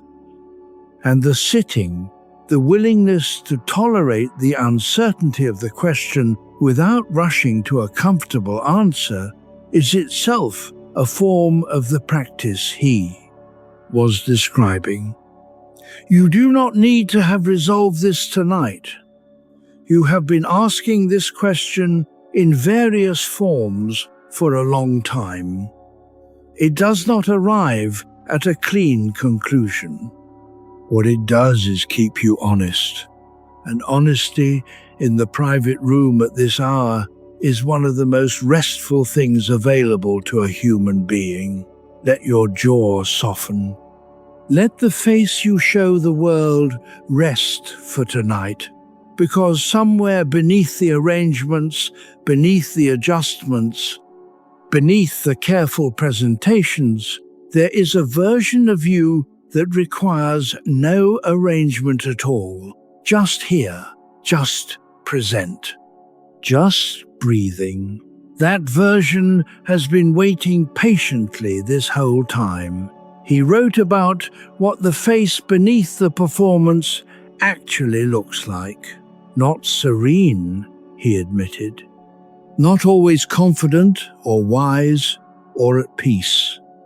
More like uncertain, searching, sometimes tired in ways the public face was not allowed to show, but also curious. Genuinely interested in getting things right, not just appearing to, capable of being wrong and knowing it, capable of being moved by things that did not serve any strategic purpose. The private face was more human than the public one, and more useful, he found, than the performance had suggested, because the private face could learn, could actually update on new information rather than having to maintain the appearance of already knowing. Could admit in the morning's writing that yesterday's response was not the best available and ask what might have been better. The performance cannot learn in that way. The performance must be consistent, must maintain its lines, must not visibly revise.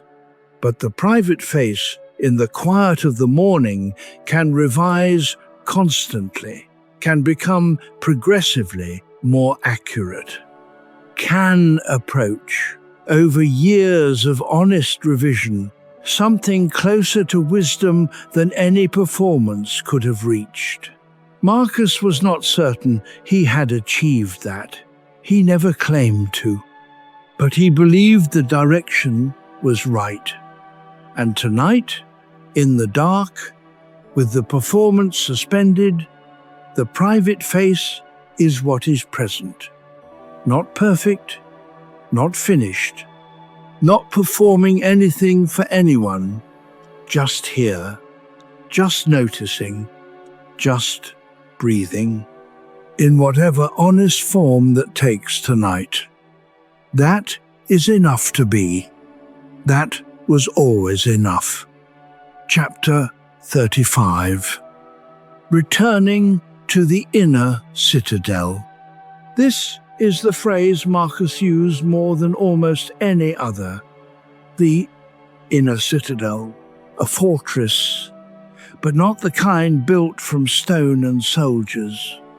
An interior one, a place within the self that the world could batter but not breach. That circumstances could assault from the outside but could not enter without permission. He did not claim to have built it fully. He was building it, always. Each morning's writing was another stone in the wall.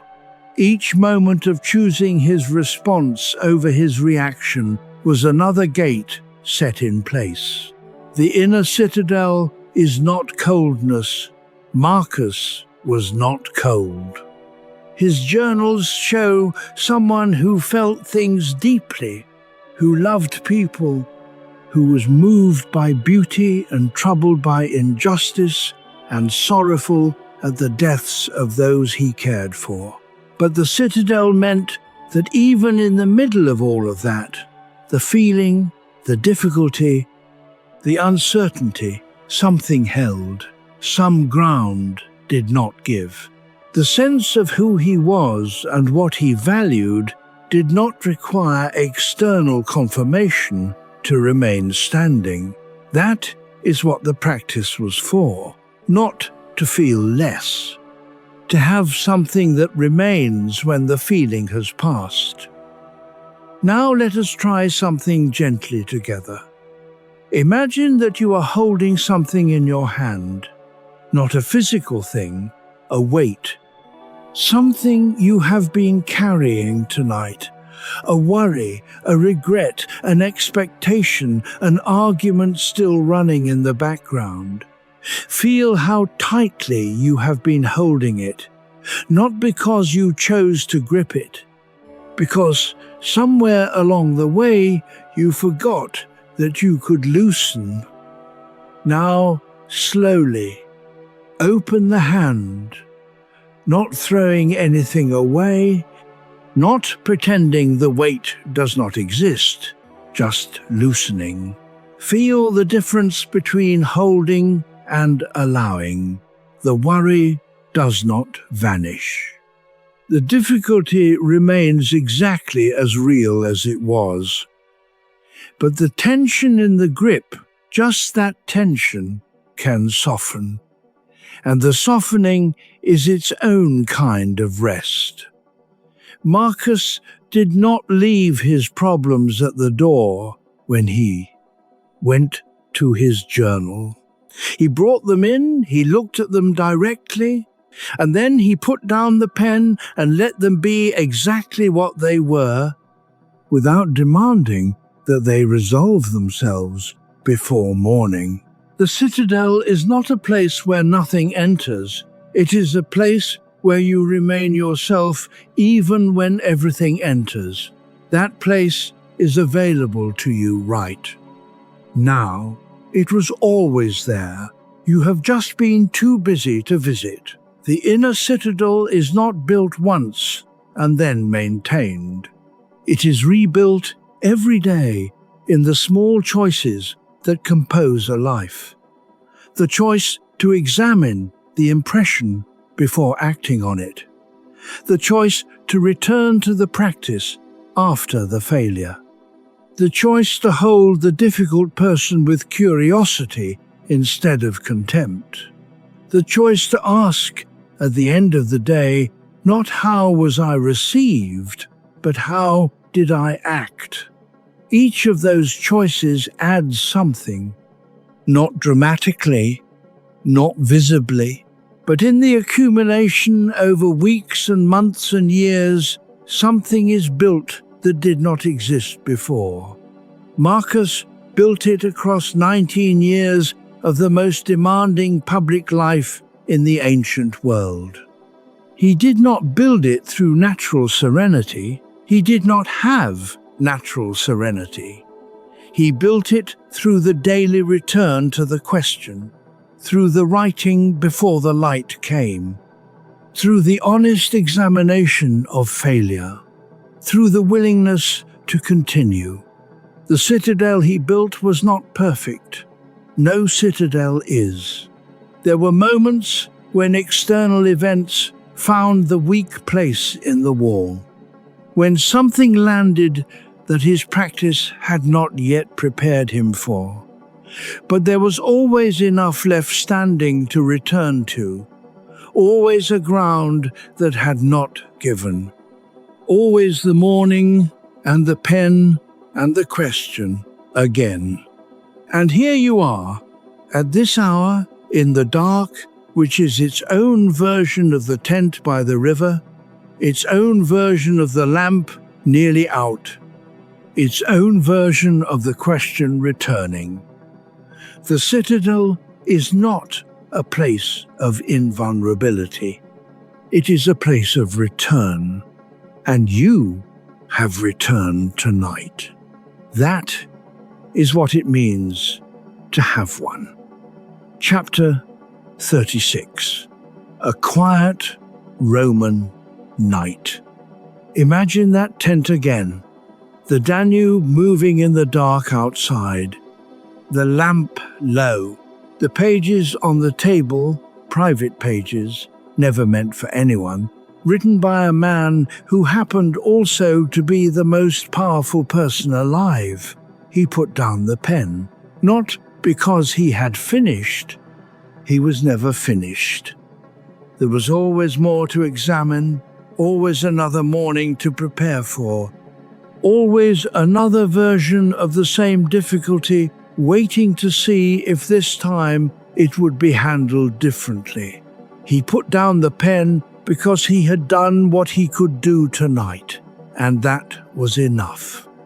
You are here tonight, with some version of the same weight he carried.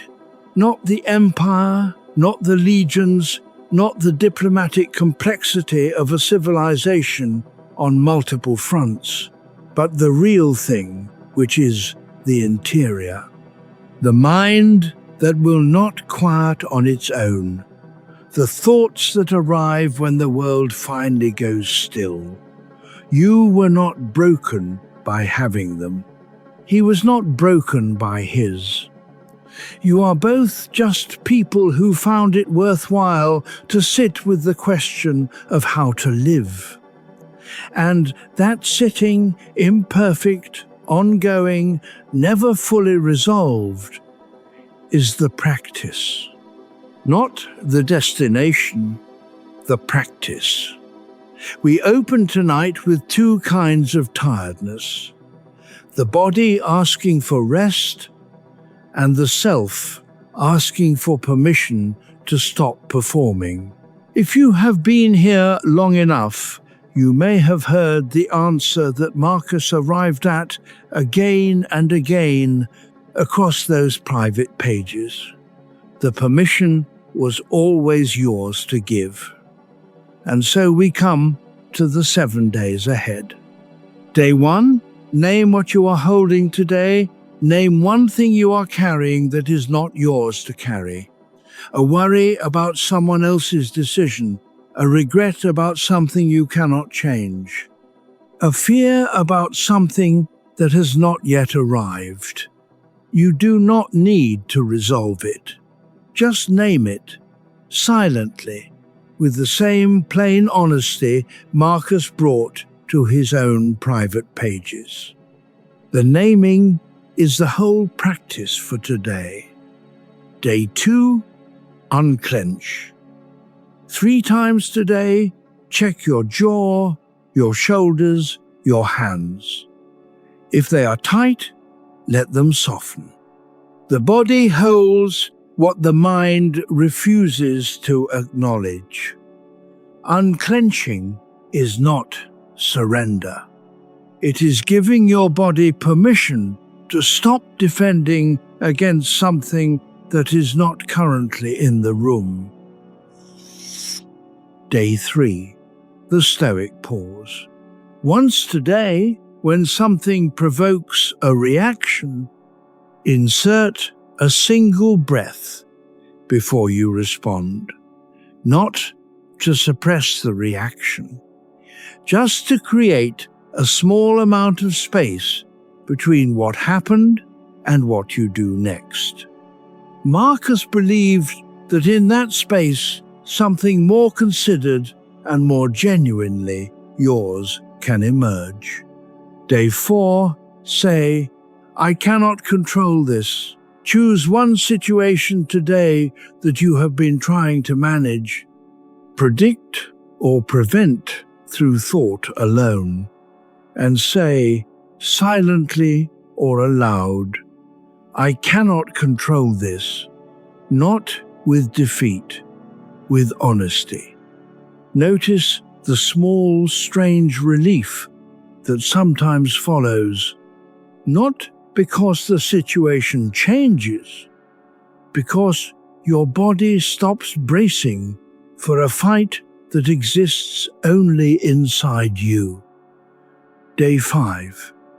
Let the consequence stay proportionate. Today, when something goes wrong, try to describe it to yourself in the plainest possible terms. Not everything is falling apart, but a specific thing did not go as I hoped. Not I always do this, but today I made this particular mistake. Proportion is where clarity lives, and clarity is where the next useful step becomes visible. Day 6. Work without watching yourself. Do one thing today with your full attention on the work itself, not on how you are appearing while doing it. A conversation, a task, a walk, just the thing, not the performance of the thing. Marcus believed the seam between the private and public self narrows every time you do this. You will not feel it immediately, but it accumulates. Day 7. Return to the inner citadel tonight before sleep. Lie quietly for 2 minutes. No phone, no audio after this. Just you and the dark and the breath moving at its own pace. Let whatever comes, come. You do not need to build the inner citadel tonight. You just need to remember that it is there. That there is a version of you steadier than the worried version, quieter than the performing version, that has always been present, even on the days when you were not attending to it. Marcus spent 19 years building his. He never finished. That is not a failure. That is the practice. And you are in the practice right now. Not behind it, not outside it, inside it, right here. The tent by the river, the lamp nearly out, the pages on the table. A man who could not always sleep, who found something worth writing every morning anyway. You could leave life right now, he reminded himself. Let that determine what you do and say and think. Tonight, let it determine only this, that you are here, that you are breathing, that you have been thinking carefully about how to live. And that is, by any honest measure, already enough. Sleep now.